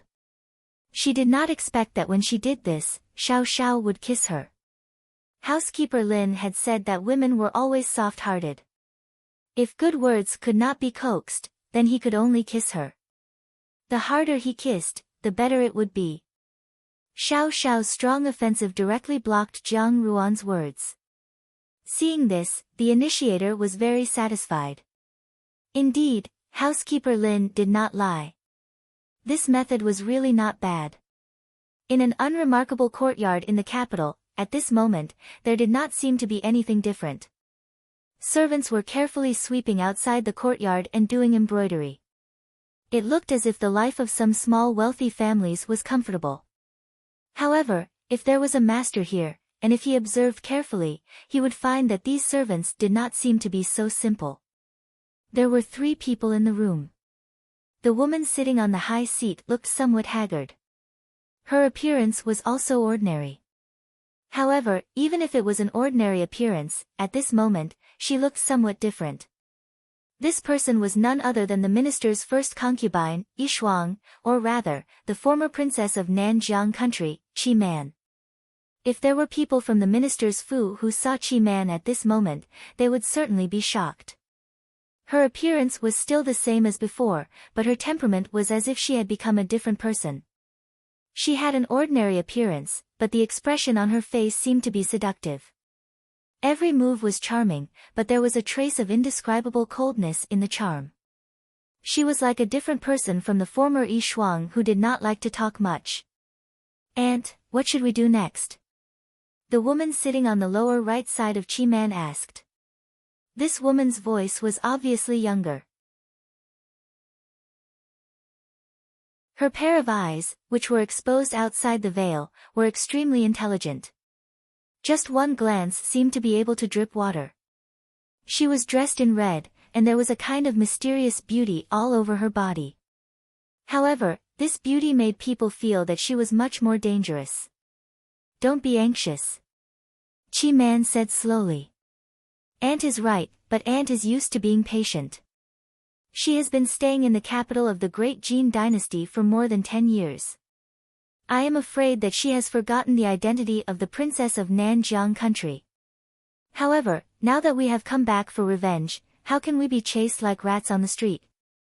Where will the face of my Nanjiang country be?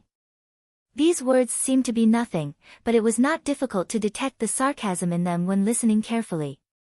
Chi Man did not speak, but Yuan Chuan, the masked man sitting on the lower right side of Dan Zhen, could not help it. He glanced at Chi Man uneasily and said slowly, Princess, do you have a plan? What did Nanjiang country think of Chi Man? Although the great Jin dynasty was their enemy and the culprit who destroyed Nanjiang country, everything was caused by Chi Man.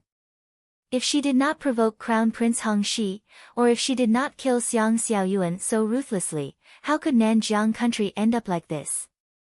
At the beginning, the emperor of the great Jin dynasty ordered the destruction of Nanjiang. Of course, it was to expand the territory, but the more important reason was to avenge Crown Prince Hong Shi. It was not an exaggeration to say that Chi Man was a scourge to Nanjiang country. People in Nanjiang country had a lot of complaints about her. However, for so many years, Chi Man had disappeared, so naturally, there was nothing to say. Dan Zhen was Chi Man's niece. If it were not for Chi Man, she would still enjoy the treatment of the royal family. But now that Nanjiang country had been destroyed, she could only be a holy girl who would never marry. Although her status was high, her life was monotonous. Dan Zhen also resented Chi Man. More importantly, now that they were in the capital city, it was equivalent to having two masters in Nanjiang country. How should the subordinates be dispatched and who was the boss? There must be a struggle.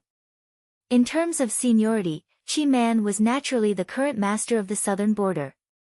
But for so many years, the people under her had all listened to Dan Zhen's orders. If they just gave it to Chi Man, how could Dan Zhen be willing in his heart?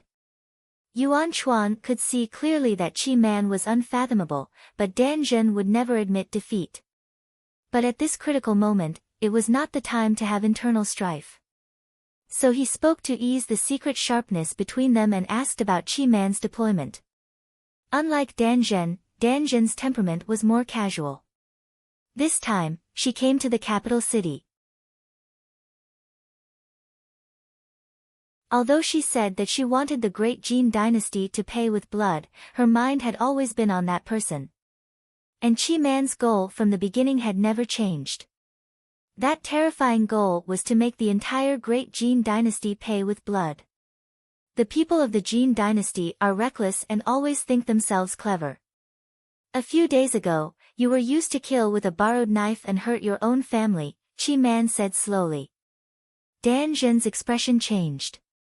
Yao Nianyan's identity had been exposed. It was her shame to have to flee all over the capital city. Chi Man was ruthlessly humiliating her. Chi Man continued, this time, we will kill with a borrowed knife. She smiled slightly, her eyes seemed to be very happy. No, it should be said that when the sandpiper and the clam fight, the fisherman benefits. After saying this, Chi Man got up and walked out of the room. After Chi Man left, Dan Zhen clenched her fists fiercely. Gritting her teeth, she said, what? Holy girl, be careful with your words. Yuan Chuan said, at a critical moment, try to restrain yourself. He said it briefly, believing that Dan Zhen could understand. Dan Zhen snorted coldly. Although her expression was still somewhat unwilling, she followed his words and said, naturally. At the same time, in the 8th Prince's Fu, Xianli was quietly playing with the thumb ring on his thumb. Unlike the previous few days of impatience, the current him was calm and composed, unspeakably leisurely, as if he already had a well-thought-out plan. The advisor sat quietly at the side until the imperial bodyguard flew in to report, Your Highness, the letter has been sent to the palace.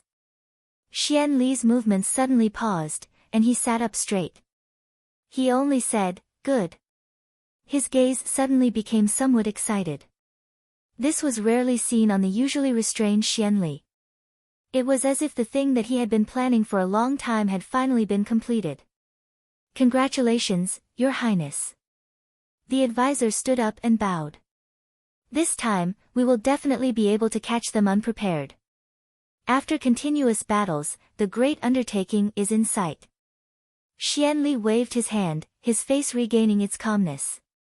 Even so, the corners of his eyes could not help but show some pride, being in a passive position, letting the opponent lower their guard, then attacking when they are unprepared.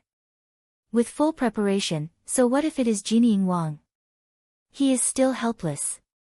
Your Highness is wise to draw a clear line with the people of southern border early on. Now, you are using them to divert the attention of Jinying Wang Fu. Jinying Wang is currently focusing on southern border, and the 13th prince has no time to attend to it. Your Highness can do whatever you want. The advisor praised in a timely manner. Xianli shook his head. The people of southern border are extremely ambitious. They also want to share half of the country with me. If southern border is not eliminated, it will become a great calamity in the future. It is better to act as bait for me, drawing the attention of Jinying Wang Fu. In this way, the two tigers will fight and both sides will suffer. This is advantageous to me. It is just that Your Highness, the advisor hesitated slightly, I am afraid that the 13th prince has a contingency plan in the palace. The 13th prince is cunning by nature and will not be so easily fooled. Xianli smiled slightly, this is natural. If I did not have complete confidence, how would I dare to take this step? Now that things are going according to my plan step by step, it is enough to show that he has not discovered that placing his gaze on the outside and winning over the ministers is stupid. This bloody battle will eventually be resolved in the palace, and the one who can make the final decision is only Imperial Father. Neglecting the essentials to pursue trifles, Xian Pei has committed a great taboo. Xianli still had the mind to teach Xian Pei a lesson on his loopholes. With his cautious temperament, he most likely had complete confidence now and was very confident. Now, we only need to wait for the results. Xianli said. On this day, the emperor went to court as usual. These days, the number of days the emperor went to court was getting shorter and shorter, and the time he spent reading memorials was also getting longer and longer. There were more and more memorials accumulated in the imperial study. Some of the ministers also began to feel depressed, guessing that something was wrong with the emperor. But when someone wanted to inquire about the news from Dong Xiu-yi, who was by the emperor's side, the news they received was that the emperor was fine and there was no problem. The other favored concubine who was close to the emperor, Mu Shiro, was a cold beauty. Naturally, they did not expect to obtain any news from her. But the more Dong Xiu-yi said so, the more the minister's guesses became. But at least on the surface, the previous court was still calm. Only the old ministers who had been in the sea of officials for many years could keenly sense that there was something different, and had a premonition that a huge storm was about to sweep the entire Great Jin dynasty. So on this day, the storm of the Great Jin dynasty suddenly arrived, completely disrupted the peaceful days of the past few decades, and set off a huge storm.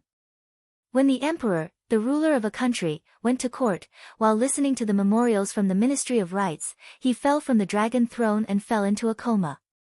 Until now, he had not woken up. All the imperial physicians of the big hospitals were mobilized, but now they were also helpless. The court was in an uproar. At this time when the fight for the throne was reaching its climax, there were people from the southern border sneaking into the capital, and there were internal and external troubles. The ruler of a country had unexpectedly fallen. What was even more frightening was that no one knew when this ruler would wake up. Seeing the serious expressions on the faces of the imperial physicians of the imperial hospital, all the ministers simultaneously had a terrible thought: if he could not wake up, then the country of the Great Jin dynasty would probably be thrown into chaos. The ministers did not dare to speak of this matter everywhere, not even to their relatives. But if there was any possibility of causing panic among the people, letting people know of the precarious situation of the great Jin dynasty's royal family, it could bring about endless hidden dangers. After all the ministers returned to their mansions that day, they began to seriously consider what they should do next. If the emperor did not wake up, a fierce battle between the 8th prince and the 13th prince was bound to occur, and in this fierce battle, they would stake their own status and obtain endless glory, splendor, wealth and rank. The officials in the capital began to discuss and plan, but in the palace, in the midst of the gloomy atmosphere, there was a kind of small chaos. This kind of chaos and panic was forcibly suppressed by various palace rules, but even so, the panic was still spreading rapidly. The fall of the emperor meant that an era might come to an end, and a new era might have to start anew. However, the crown prince had not yet been appointed, and the crown prince was still ominous. This was the source of all the panic. Every time there was a struggle for the throne, at the end, there would be countless corpses and blood flowing like rivers. The people might not be able to see it, but the people in the palace would keep it a secret, and those terrible scenes would be deeply implanted in the hearts of every person in the palace. The imperial physicians of the Imperial Academy of Medicine were helpless, and Empress Dowager Ida was furious. She had issued an order to fight to the death, but it was still to no avail. At the crucial moment, when Xian Pei learned of this matter, he suggested to Empress Dowager Ida that perhaps they could find Jin Ling's divine physician, Xia Qing. Xia Qing and Xiao Xiao were fellow apprentices, so Empress Dowager Ida sent someone to invite Xia Qing in. Xia Qing came very quickly, and after seeing the emperor's condition, she shook her head under Empress Dowager Ida's expectant gaze. She only said 8 words, "The poison has gone deep, and there is no cure." There was no cure. As soon as these words came out, it was an announcement that the emperor might not have much time left to live. Poison. Empress Dowager Ida grasped the crux of these words. Where had the emperor been poisoned? After having people search the inside and outside of the palace, they still couldn't find out where the poison had come from. Even someone as experienced and knowledgeable as Xia Qing couldn't see where this poison had come from. The poison had gone deep, and the toxicity was fierce. He had no time and no means to save the emperor. It was likely that before he could find out what was going on with the poison, the emperor would have already lost his life.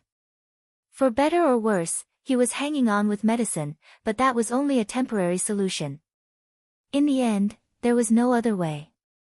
Empress Dowager Ida was furious, and in front of all the imperial physicians, she said that if the emperor died, all the women in the imperial harem would be buried with him. This was the cruelty of the royal family. When they were alive, these women might have lived a life of luxury that everyone envied, but in fact, they were just playthings attached to the emperor.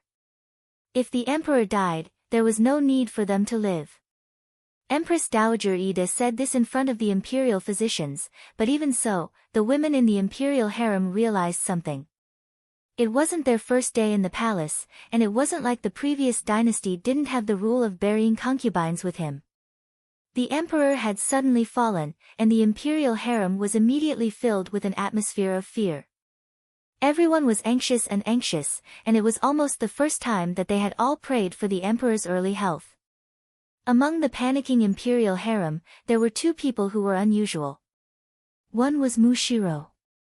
Mushiro was naturally a cold beauty. Usually, she was indifferent to everything, and even the emperor's love couldn't make her look better. The other was Dong Yinger.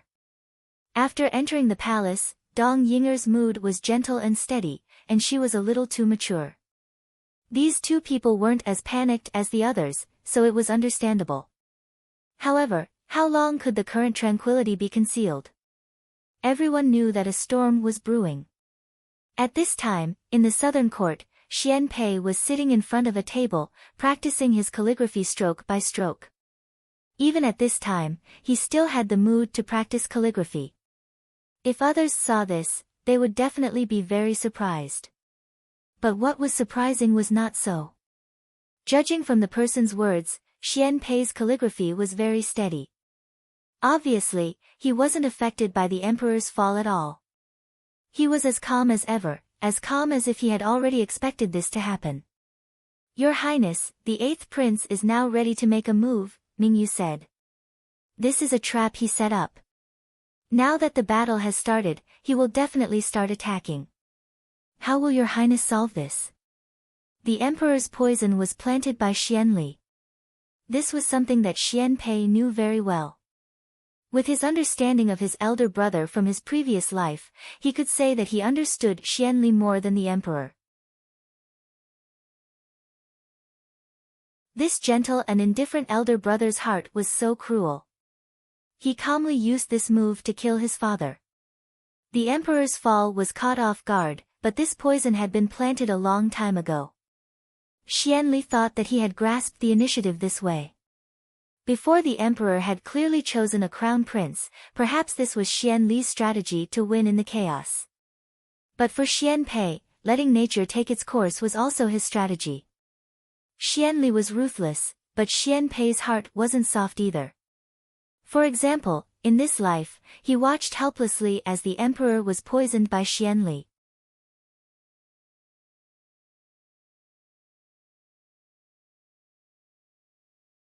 Chapter 235. Mingyu had followed Xianpei for a long time, and was originally from the Brocade Guard. Naturally, she could roughly guess some things in her heart. Admittedly, Xianli's move was sudden. With his control of the situation, it might have looked like he had the upper hand. But Mingyu knew, in reality, that was not the case. Perhaps this handsome young man in front of her had seen through Xianli's intentions a long time ago. Although this seemed somewhat inconceivable and she did not know why, Mingyu knew that Xianpei had been planning to deal with Xianli for a very long time. From the time when everyone looked down on him and thought that he was just a useless prince, but it was this useless prince who laid out a good move. When Xianli ordered people to poison the Emperor, Xianpei knew long ago. But he did not say anything or do anything. It was as though he did not know of the matter and did not do anything to stop it. Dealing with changes by remaining unchanged, killing with a borrowed knife, confusing the other, Xianpei's actions were foolproof. Every person who fought for the throne had to step on the blood of the previous emperor. Blood relations and flesh and blood were not important. If Xianpei wanted to fight with Xianli for the position, he first had to take down the present emperor. Xianli acted. Xianpei did not do anything wrong. This was also using Xianli's hand to achieve his goal. More importantly, Xianli would think that Xianpei did not know anything. A person who knew of this matter would not be helpless. But Xianli's prediction was wrong. Xianpei did know and did everything. For an adult to be able to do all this did not seem like much. For someone like Xianli who was extremely ambitious and good at hiding, it was like this. But Xianpei was only a youth who had not yet reached marriageable age. For a youth to have such cold and decisive methods, to have the calmness and vision of an emperor, he was definitely not a person of the pond. Ever since the emperor knew of his son's talent, he had always treated Xianpei well. A person who suddenly received his father's love and care would cherish this little bit of affection. But Xianpei did not. He indifferently watched the emperor die step by step, and did not show any change in expression. The most heartless emperor's family, but this calmness and indifference caused Mingyu to be shocked. What this youth displayed, was more suitable to be the ruler of a country than Xianli. What Mingyu did not know was that Xianpei was not born to be so decisive. After his last life, Xianpei had seen very clearly the feelings he had toward the imperial family. The reason the emperor valued him so highly was because he valued the things he had displayed. If he didn't have these things, he would still be a useless prince. As for why Jiang had fallen to such a state in the palace in her previous life, how could the emperor not have had a part to play in it? In Xianpei's eyes, the only family member in the world was Jiang. The emperor was only a ruler, not a father. His lifespan had already been decided in his previous life. He would eventually die at the hands of his own son, Xianli. And Xian Pei wanted to make use of this point, so he would not deliberately break it. He slowly took a deep breath and said, Xian Li's next step must be the imperial edict. If he wants to get the imperial edict to establish the crown prince, he will act very quickly and catch us off guard. This is his old trick. Mingyu had some doubts in her heart. From Xian Pei's tone, it seemed like he had fought with Xian Li for many years and understood him very well. However, how could Xian Pei have ever fought with Xian Li directly?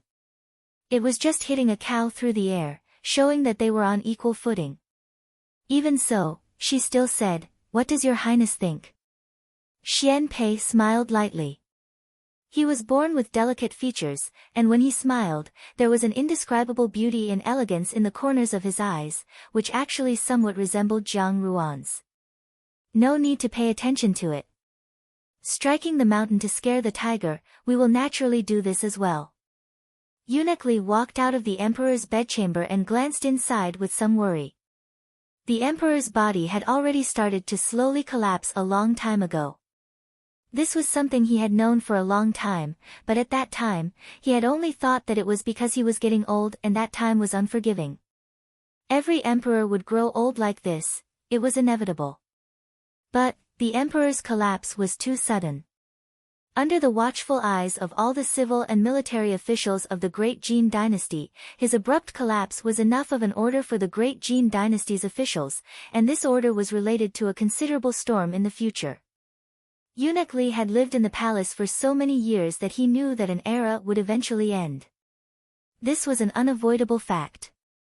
Following the emperor's death, he, as the chief steward who had accompanied the emperor for so many years, would naturally follow. Eunuch Li was not afraid. What he was afraid of was that before everything was settled, the Great Jin dynasty's successive emperors, whether or not they followed the path of succession, naturally had to stabilize the crown prince's position before the death of the previous emperor. But the current situation was different. The crown prince's position was still empty, which meant that once the emperor died, the Great Jin dynasty's previous court would inevitably be in a mess. Coinciding with the conspiracy of the people of the southern frontier, it could be said to be extremely unfavorable. The emperor would not allow this to happen, but he had done it. When everyone thought that he would soon appoint a new crown prince, he had given the two princes the cold shoulder and did not make a decision. Perhaps the 13th Prince Xian Pei was young and did not take it seriously, so he did not make any moves. But Eunuch Li could clearly see that the 8th prince could not sit still, and his troops began to increase rapidly. Perhaps he was also puzzled, why did the emperor not appoint a crown prince? Why? Naturally, it was because of that person. Eunuch Li sighed, and his gaze instantly became somewhat aged. Only he knew the emperor's plans, and perhaps that person also knew. But he used an extremely unyielding attitude to reject the emperor's arrangements. He was not willing to accept the emperor's plans. That person. Eunuch Li let out another long sigh. In the past many years, the total number of sighs he had sighed was not as many as he had sighed in the past few days. If it had been someone else, Eunuch Li could believe that no one would be able to defy the emperor's plans. Regardless of whether it was for the greater good of the people, or because of the temptation of that position, but if it had been that person who had always done things his own way, who disdained everything, he was afraid that he would really just leave. When two equally unyielding people were together, what would be the end result? Eunuch Li no longer thought about it. Just thinking about it gave him an incomparable headache. In the past few days, many people had already made indirect attempts to inquire about the situation. The spies sent by the 8th prince had also intentionally or unintentionally leaked information to him. Eunuch Li was a tactful person. Having lived peacefully in the palace for several decades, anyone who saw him would have to give him some face. But now, he was truly at his wits' end. He felt that he had sunk into a dead end. He really began to feel that he was really old. At this time, Eunuch Li suddenly couldn't help but think of a person. That person had entered the palace at about the same time as him. At that time, he was a nameless little eunuch. That person was a student of the Imperial College. He didn't know how they became friends. Later, when Eunuch Li slowly began to establish a foothold in the palace, that person was already the current Tanhua rank of the imperial court. Eunuch Li had always been a little jealous of him. In the end, that person resolutely resigned from his position and went into seclusion because of one matter at the most prosperous time. At that time, his colleagues were puzzled and he left. Only Eunuch Li understood why he left. Because he was the person who saw it the clearest. Perhaps when he resigned from his position, he had already anticipated that there would be such a struggle today. He decisively retreated in the face of the crisis and left this chaotic situation early. If he was here, how would he deal with this situation now? Eunuch, Shao Chen looked at him and said timidly. Eunuch Li suddenly came back to his senses. Only then did he realize that he had unknowingly thought very far. Why did he suddenly think of this? Was it really because he was old? Eunuch Li sighed. Shao Chen looked at him and comforted. Eunuch Li is worried about His Majesty's dragon body. His Majesty has the protection of a true dragon and will definitely turn misfortune into fortune. He will definitely be fine. Eunuch Li, do not worry too much. Shao Chen had been single-handedly promoted by Eunuch Li. It was common knowledge that eunuchs did not have children, but not all eunuchs were willing to accept this fate. Eunuch Li had always treated Shao Chen very well. Once, when Shao Chen made a mistake, he said a few words in passing and saved his life. Shao Chen recognized Eunuch Li as his adoptive father. Now, seeing that Eunuch Li was not his usual self, he naturally had to express his concern. Ah! Eunuch Li sighed and looked at the young man in front of him. How long could he stay in this position? But the young man in front of him had always been very rash and naive. If he had not protected him, he did not know how many times he would have died in this palace. After he left, who could help this boy turn misfortune into fortune? Eunuch Li felt a little melancholy. He looked at Shao Chen and said, "It's best if you don't come out these days. If it's possible, I will inform the other side. You should temporarily leave the palace and hide. Just say that you are returning to your hometown to attend a funeral or something. You should not stay in the palace." Why? Shao Chen asked curiously. Adoptive father, His Majesty's dragon body is not well. After all, he has nothing to do with us servants. Why does he have to leave the palace? Don't ask so many questions. Eunuch Li glared at him. The way to survive in the palace was that the more one knew, the earlier one would die. This was something that was known long ago. Yet, this child did not know anything and kept bumping into things. Adoptive father, what do you think the situation in the palace will be like next? Will His 8th Highness and His 13th Highness start fighting? Previously, when I was working outside, His 8th Highness praised me and seemed to want me to go to the palace over there. Do you think I might get a chance? Shao Chen did not hide his happiness at all. It was as if Xian Li threw an olive branch to him, he would immediately rush over. This was not rare. All the young eunuchs in the palace did not want to live in obscurity. They always hoped that they could amaze the world with a single brilliant feat at least. The position of the chief steward was attractive enough. Shao Chen said his plan out loud. Not only was it not a reflection of his ambition, but it was also a little silly. Eunuch Li was shocked when he heard this. He knew the emperor's plan better than anyone else. If Shao Chen really went to His 8th Highness's side, he would be implicated even if he showed the slightest bit of goodwill. Eunuch Li had always been a tight-lipped person. Everyone wanted to get information from him, but they always failed. Now, facing his adopted son, Eunuch Li's reluctance finally won over his years of experience. He pulled Shao Chen to the side and whispered, "Lower your voice. Don't get involved in these things. Don't agree to His 8th Highness's side either." Why? Shao Chen asked curiously. This kid always asked why.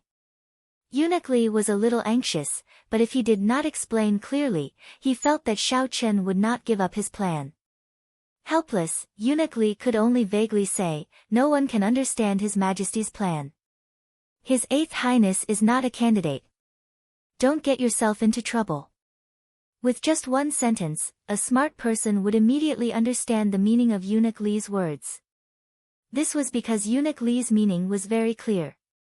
The emperor's intention was not on the eighth prince. Choosing the eighth prince was actually choosing the losing side. Eunuch Li said, "Remember what I said to you today. Don't say these words to anyone else." Xiao Chen nodded with fear. No matter how stupid he was, he could still understand the meaning behind Eunuch Li's words. This was the first time that Eunuch Li had done something that was not befitting of his status as a chief steward. He had revealed the emperor's information to an outsider. No matter how tactful and indifferent he was, he still treated his adopted son as his own son. He was not willing to let him walk a dead end. After Eunuch Li finished speaking, a young eunuch came in from outside to report that Empress Dowager Ida of the Palace of Compassionate and Peaceful had summoned him. Eunuch Li went in person, but he didn't see that behind him, Xiao Chenzi, who had lowered his head, slowly raised his head. His face, which had always looked simple and honest, had now lost its usual silly look. Instead, it was replaced by an unfathomable expression. Then, his gaze moved quickly, and then he lowered his head again, as if nothing had happened, and walked out as if nothing had happened. The matter of the emperor's serious illness in the palace caused a huge uproar in the previous dynasty. But this matter was not over. Following that, things happened one after another. Eunuch Li disappeared. As the emperor's chief steward, Eunuch Li had always been in charge of the emperor's daily life. He was the person who understood the emperor the best. Eunuch Li's disappearance even alarmed Empress Dowager Ida. The guards on night duty said that they did not see anyone go out at night, so Eunuch Li must still be in the palace. After almost the entire palace was turned upside down, someone finally found Eunuch Li's corpse in the dry well behind Jingyang Palace. There were no other traces on the corpse, and even a suicide note was found on Eunuch Li's body. Eunuch Li had committed suicide by jumping into the well. How could a chief eunuch commit suicide by jumping into the well? Eunuch Li's suicide note only expressed that he was sorry to the emperor for not being able to accompany the emperor until the end. But some people guessed that Eunuch Li saw that the emperor did not have long to live, and his worries were too much. Finally, he was so frightened that he jumped into the well to commit suicide. Although this was somewhat inconceivable, it was not entirely impossible. As the head steward, his fate was naturally closely linked to the emperor's. The coroner had already checked and found that Eunuch Li had indeed committed suicide by jumping into the well. Of all times, it had happened when the emperor was gravely ill. If this was not the case, then what else could it be? Most importantly, apart from this, no one could find any other reason that could have caused the head steward to commit suicide. After all, Eunuch Li was the head steward of the palace. Even if he did not have any meritorious services, he had worked hard for the emperor for so many years. However, Eunuch Li no longer had any relatives by his side. Instead, it was a little eunuch who volunteered and said that he was Eunuch Li's adopted son and was willing to handle the funeral for Eunuch Li. Such a sentimental little eunuch was praised by the higher-ups. Thus, Eunuch Li's wealth and silver naturally became Little Chen Zi's. Because of this, Little Chen Zi was also valued, and he somewhat resembled the head steward of the past. When the matter of Eunuch Li reached Jiang Ruan's ears, Jiang Ruan was discussing the account book with Steward Lin. Because it was a report from the embroidered uniform guard, she did not avoid Steward Lin. Eunuch Li's death could not be said to not be sudden. As Jiang Ruan thought about it, she suddenly discovered that Steward Lin also had a dazed expression. This Steward Lin, who had been very spirited just a quarter of an hour ago, abruptly became absent-minded. It was somewhat strange. Jiang Ruan carefully looked at him and unexpectedly discovered a trace of sadness in Steward Lin's eyes. Sadness? Jiang Ruan's eyes moved and she reminded him, Steward Lin. Steward Lin abruptly returned to his senses, as if he had just realized that he was absent-minded. For a moment, he was at a loss for what to do. Then, somewhat flustered, he said, This. Young madam, this old servant has failed in his duties. Jiang Ruan smiled slightly, It's not your fault.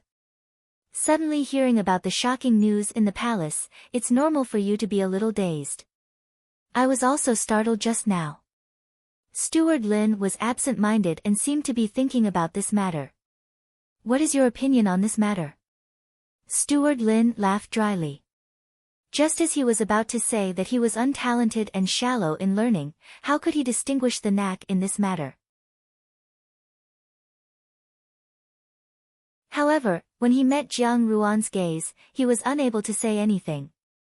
Jiang Ruan's gaze was as gentle as it was in the past, with a sharpness that seemed to be able to see through people. She seemed to have long noticed that there was something wrong with him, and she was sensitive enough to grasp it. Now, she had merely asked about it. In terms of guessing people's hearts, no one was more outstanding than the princess of the Wang Fu. Steward Lin straightened his expression and put away the awkward expression from before. In an instant, it was as if he had become a different person. He said, Eunuch Li has been in this position for many years and has seen great winds and waves. He would certainly not commit suicide because of a temporary matter. He left behind a will, but it was all about irrelevant matters. It was really full of flaws. This old servant boldly guesses that Eunuch Li did not commit suicide, but was murdered by someone who disguised it as a suicide. When he said this, although his tone was restrained, he could not help but reveal a trace of anger. Jiang Ruan nodded and said softly, That's right. Then, in Steward Lin's opinion, who killed him? Since Eunuch Li had reached the position of the head steward, his mind was smooth and sly. Ordinary people would naturally not be able to deceive him. Only those who were close to him would be able to make a move. Since this person was able to make Eunuch Li completely defenseless, it must be someone who had been with him day and night, and had already gained his complete trust. There is no doubt that Eunuch Li died at the hands of his own people.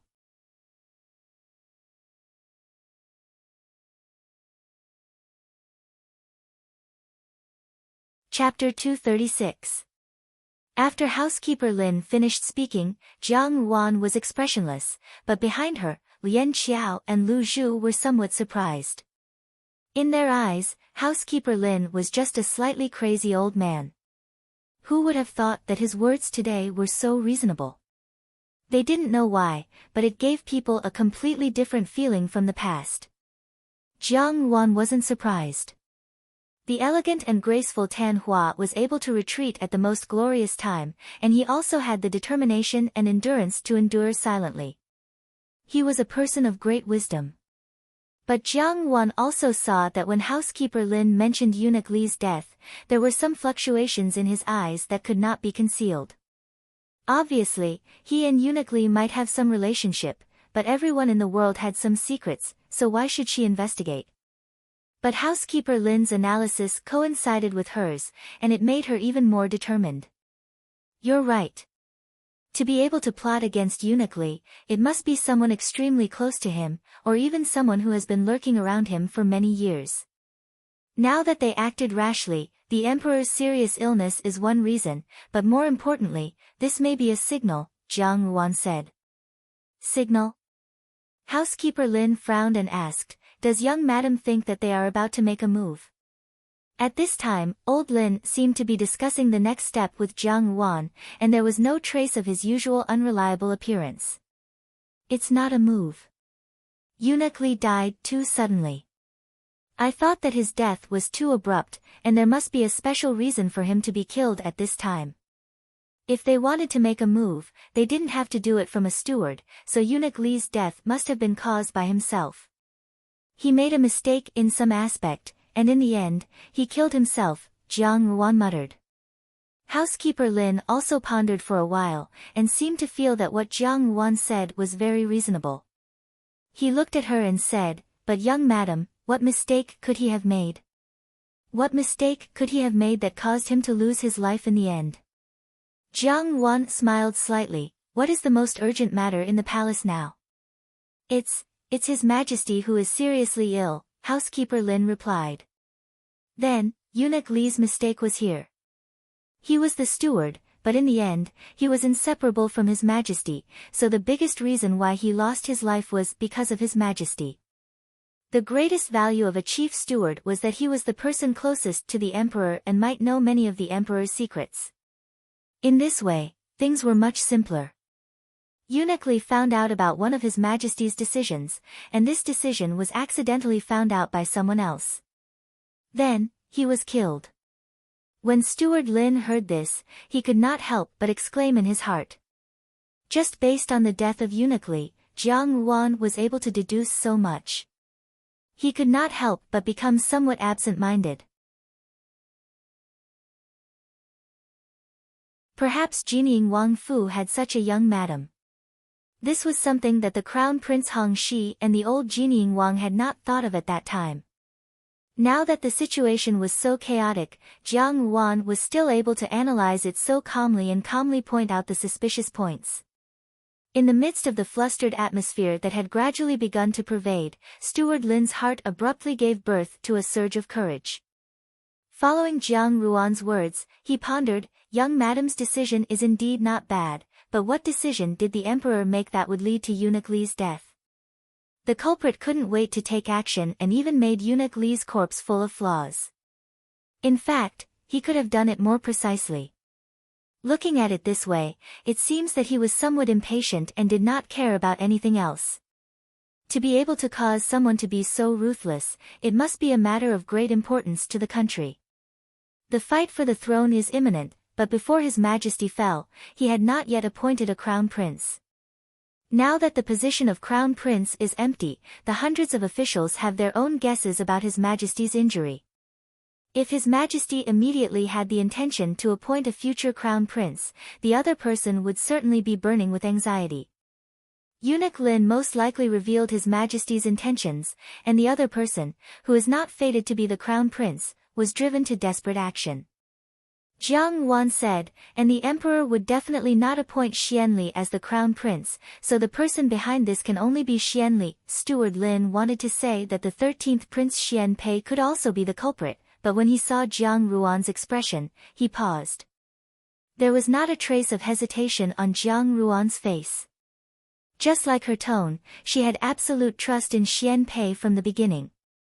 Steward Lin knew that Jiang Wan and Xian Pei had a good relationship, but he had always found it strange that Jiang Wan, who did not seem to care about anyone, would have such trust in Xian Pei. This was really somewhat strange. However, Jiang Ruan's foresight had always been good, especially in terms of foresight. Almost everything she said would be correct. Naturally, Steward Lin did not have any doubts and responded, in this way, under the current circumstances, the 8th prince will take advantage of His Majesty's intention to reverse the situation, regicide, change fate. Jiang Wan said coldly. Killing the emperor before he could show his intention, or making it impossible for him to show his intention, and then pretending to have an imperial edict, this was an opportunity. At present, it seemed that this was Xian Li's only way out. Steward Lin was obviously also shocked by these words that Jiang Wan spat out, and for a moment, he did not speak. The fight for the throne had always been a reign of terror, and it would never be completed under peaceful and happy circumstances. However, just by listening to Jiang Ruan's words, he could already feel a ferocious aura assaulting him.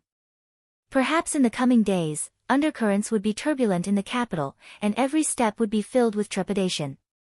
Jiang Wan smiled and said, however, at present, it is still not that bad. Steward Lin, you can leave first. I still have some things to do. I will come back later, and I will explain this matter to Xiao Xiao. There will always be a way to deal with it. Steward Lin did not speak and silently retreated. Now, Xiao Xiao was not the only one supporting Jining Wang Fu. Now, Jining Wang Fu also had an additional young madam. Leave it to them, Steward Lin thought. After Steward Lin left, the smile in front of Jiang Wan disappeared. Her expression slowly became solemn, and it seemed that she was not as confident as before. Lian Qiao and Lu Zhu looked at her and were startled. Lian Qiao hesitantly asked, "Young madam, is there something wrong?" "Wrong?" Jiang Wan looked down. "Naturally, it is not right." Seeing this, Tianzhu also asked, "Since the 8th prince's plan has been seen through, as long as we do not let him succeed, why is young madam so worried?" Although the 8th prince's temperament is patient, he really thinks himself clever and is not a truly intelligent person. The young master has not returned yet, so this matter will certainly not be so bad. Before Jiang Wan was genieing Wang Fei, she had dared to confront Xianli. After such a long time, Tianzhu and the others were used to Jiang Ruan's appearance of strategizing. When such a worried expression appeared on Jiang Ruan's face, Tianzhu felt somewhat uneasy.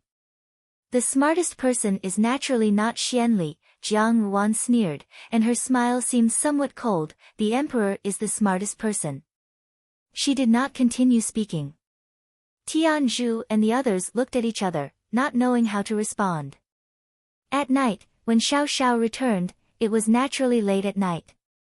Jiang Wan was sitting on the edge of the bed, leaning against the blanket, flipping through a book. However, she was flipping so absent-mindedly that she did not even hear Xiao Xiao's approaching footsteps. Xiao Xiao paused and walked until he was in front of her. After thinking for a while, he stretched out his hand and patted her forehead, saying, "Why are you still reading?" "I was waiting for you to come back." Jiang Wan casually threw the book to one side. Xiao Xiao had just returned from outside, and his body was still slightly damp from the cold dew of the night. Under the lamplight, his face was incomparably handsome, almost like a cold immortal who had walked out of those simple and unadorned scrolls.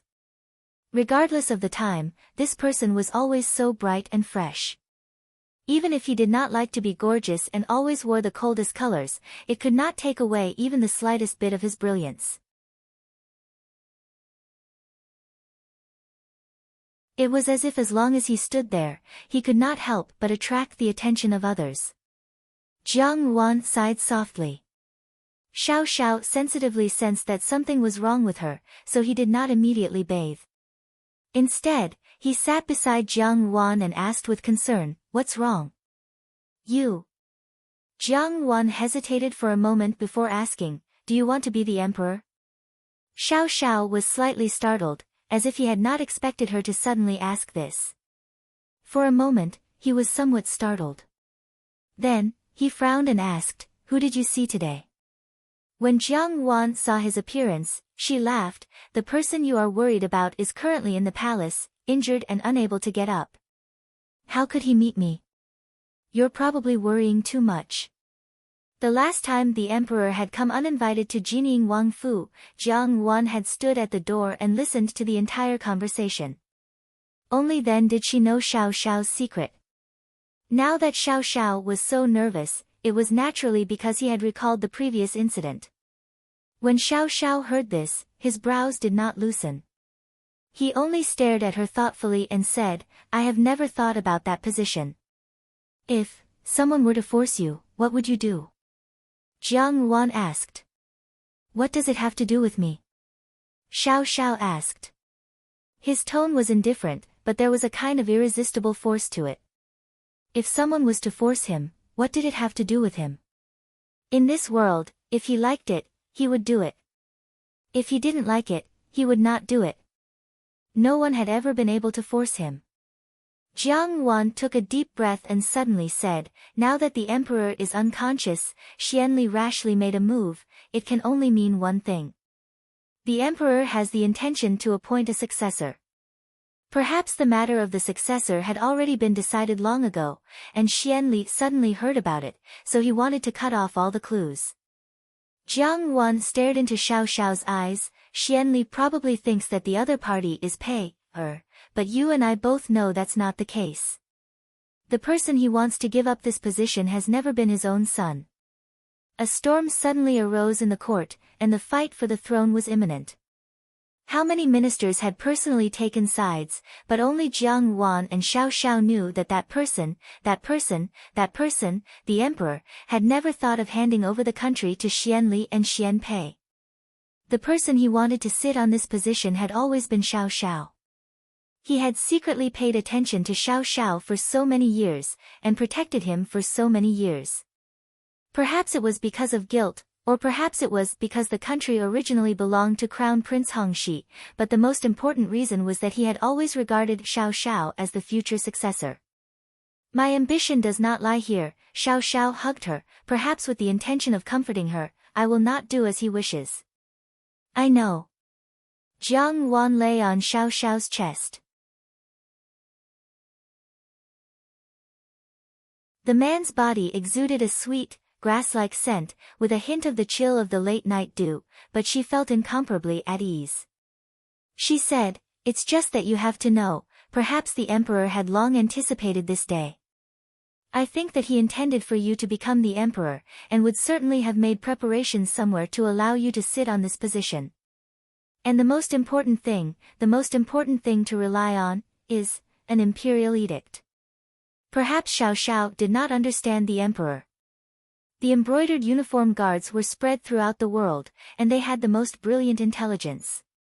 However, Xiao Xiao was an assassin, and the leader of the embroidered uniform guards, but he was not a person who was good at guessing people's hearts.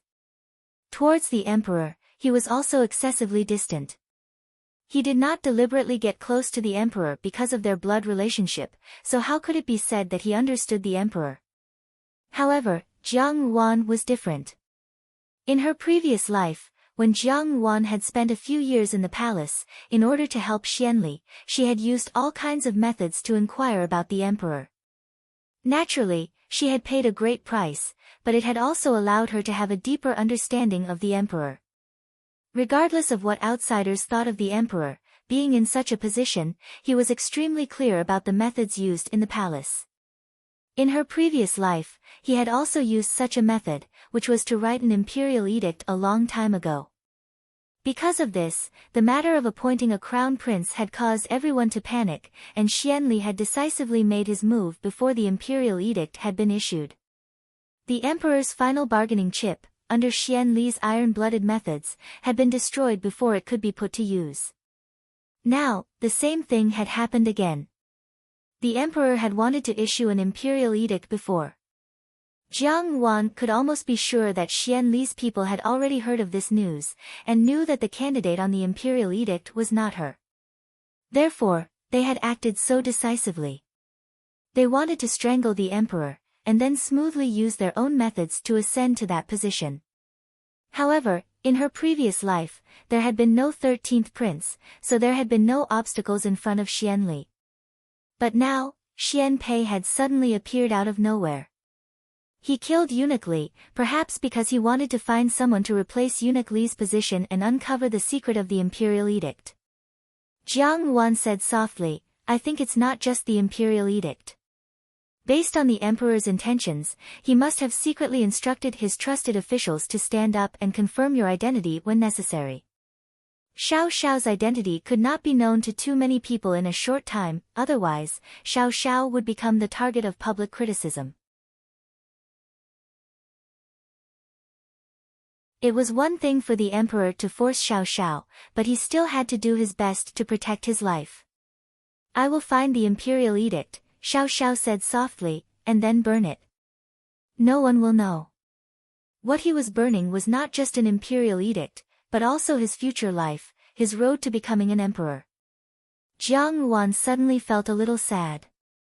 It should not have been like this. Xiao Xiao had the fate of an emperor. At the end of her previous life, he had clearly sat on the throne of the great Jin dynasty, but in this life, she had unreasonably changed his fate. He was no longer an emperor. But so what? She did not want to let go. If Xiao Xiao wanted to become emperor, she would let him go. If he did not want to, then even if she had to risk her life, she would not let those people succeed. Protecting the things that she wanted, this was the meaning of her rebirth. Xiao Xiao saw that Jiang Wan was acting strangely, and the corners of his lips slightly raised. He kissed her forehead and said, "Don't worry, leave it to me." "Good." Jiang Wan smiled, "I'll leave it to you." The husband and wife talked for a while more before Xiao Xiao got up and went to take a bath. What he did not see was that after he turned around, the smile on Jiang Ruan's face froze. Her gaze became somewhat deep and serene in an instant, and it seemed that she was not as happy as she had been a moment ago. She slowly said to herself, "Since you do not want to become emperor, then I will naturally achieve it for you." She lowered her eyes and said in a low voice, "Leave it to me." That night, there was another person in Jining Ji's Fu. He stood in a secluded corner of the Wang Fu's garden. In front of him was a huge iron basin. From time to time, some flames would sprout from the iron basin, mixed with some dark yellow or charred paper money. He was burning paper money for a certain person. The cold wind rustled. Although it was early spring, the nights were always somewhat cold. However, this person only wore a thin long gown, just like the green gown worn by the most ordinary students in the academy. At this moment, he was sitting on the ground. Beside the iron basin, there was a pot of wine and 2 wine cups, but there was only one person. This person was none other than housekeeper Lin. He was somewhat lost in thought as he looked at the dancing flames, as if he was reminiscing about something. Suddenly, he smiled and said, "Old Li, I say, you are too stupid. You have already muddled your way to this position, how could you still fall into other people's trap? Look, this is great. I haven't even asked you to drink with me, but you have already left first. I'm going to drink alone to drown my sorrows, how chilly." His words seemed to be somewhat funny, and there was a slight smile on his face, as if he was not sad. However, in this smile, there was a bit of loneliness and sadness. At that time, the 3 of us, you, me, and the Crown Prince, were the scenery of the capital. "Ai, although you are a eunuch, your looks are not bad. Although you can't compare to me and the Crown Prince, when the 3 of us go out, how many girls turn their heads? Ai, if not for the fact that you are a eunuch, that would really be a pity."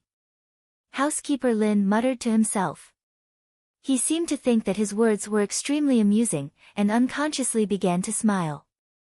His gaze seemed to pass through the dancing flames in front of him, as if he could see things from a long time ago. At that time, Crown Prince Hong Shi was still an elegant young master, and he was the handsome Tanhua.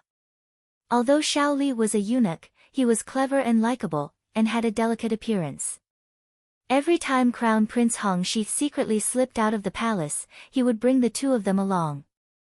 The 3 of them were very happy, probably like the 3 gentlemen that the storyteller spoke of. Crown Prince Hong Shi had always had an amiable and approachable personality.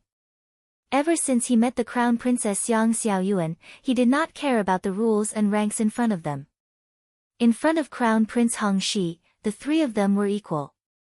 They were indeed equal, so when the news of Crown Prince Hong Shi's death came, Xiao Li and Housekeeper Lin were truly heartbroken. But Housekeeper Lin chose to resign and live in seclusion. He wanted to protect his good friend's only bloodline. Xiao Li, on the other hand, remained in the palace. This did not mean that Xiao Li was a heartless and unscrupulous person. Perhaps this was another method he used to pay tribute to his good friend, to stay here and assist the emperor. Even if it was just to serve tea and water to the emperor, as long as he could contribute to the country that his good friend had fought for with his life. Thus, after so many years, Housekeeper Lin became a true housekeeper. It was as if he had completely forgotten about all those civil and military matters. Every day, he only worried about some trivial matters. He placed all his energy on Xiao Xiao. And Xiao Li, with his cleverness in the palace, finally became the emperor's chief steward, Eunuch Li. In all these years, they had never contacted each other, but they knew that the other was doing well. Everyone had their own choices in life. Housekeeper Lin raised his head and filled the 2 wine cups in front of him to the brim. Only then did he touch the cups with his hands, and then he poured all the wine in one of the cups onto the ground. "Among the 3 of us, you and the Crown Prince can be considered to have reunited," but I can't. I have to see that the young lord is doing well, that the young madam has given birth to the little heir, and that the young lord and young madam are doing well. No, even if that's the case, I still can't. I want to live well. I've said it before, whether it's the crown prince or you, none of them are as fortunate as I, old Lin. Only I, old Lin, can see that they live better and better each day. You guys just don't have the fortune to see this scene. Housekeeper Lin chuckled. With such a laugh, he looked like he used to in the past. However, if one looked more seriously, one could see a flash of light in the corner of his eyes under the illumination of the fire. He said, although the young madam didn't say it clearly today, I still understood. Crown Prince, you should be happy. This daughter-in-law is very intelligent. If you were still here, you would definitely like her. However, that younger brother of yours seems to want the position to be given to the young lord. The young lord will definitely not agree. Crown Prince, if only you were here. How could you watch your own son be bullied like this? He drank another mouthful of wine. Old Li, you're really something. What #1 chief steward? You followed him for so many years, but you can't even control his decisions. Can't you persuade His Majesty? Why did he let someone be the emperor for no reason? Where did the cleverness of the past go? No one answered housekeeper Lin's words. He sat alone in the night talking to himself like a madman. Then he sighed and said, this old man was once an elegant and handsome man. He thought for a moment. He took out a small bottle from his bosom. Holding the small bottle in his hand, he suddenly smiled. At what time, I also understand. I want to see the young lord live on well. I don't know if I will have this chance. The sky in the capital is going to change. Although our Jining Wang Fu is not the Eastern Palace, after following the young lord for so many years, this has long been old Lin's home. Many people are eyeing this place covetously. Today, I will protect it. He tipped the small bottle into his palm and a pill rolled out from inside. That pill did not seem to have anything special about it. Housekeeper Lin smiled. He shouted at the fire in front of him in an imposing manner. He said, even after so many years, this old man is still so elegant and handsome. He threw the pill into his mouth and swallowed it. After a long time, he picked up the wine pot in front of him and drank a mouthful. After swallowing the pill, Butler Lin did not change at all. Instead, he seemed to relax, as if he had made up his mind. It's time to show my true face. Housekeeper Lin silently threw a handful of paper money into the burning brazier. This time, I will protect the young lord well. Crown Prince, leave it to me. You're tuning in to the Blissful Bookshelf YouTube channel. We're so grateful for your support and don't forget to subscribe to join us on this incredible journey through captivating stories. Your generosity through donations truly makes a world of difference, as it's the primary source of revenue that allows me to expand and enhance this channel for you. Thank you from the bottom of my heart for being a part of this adventure.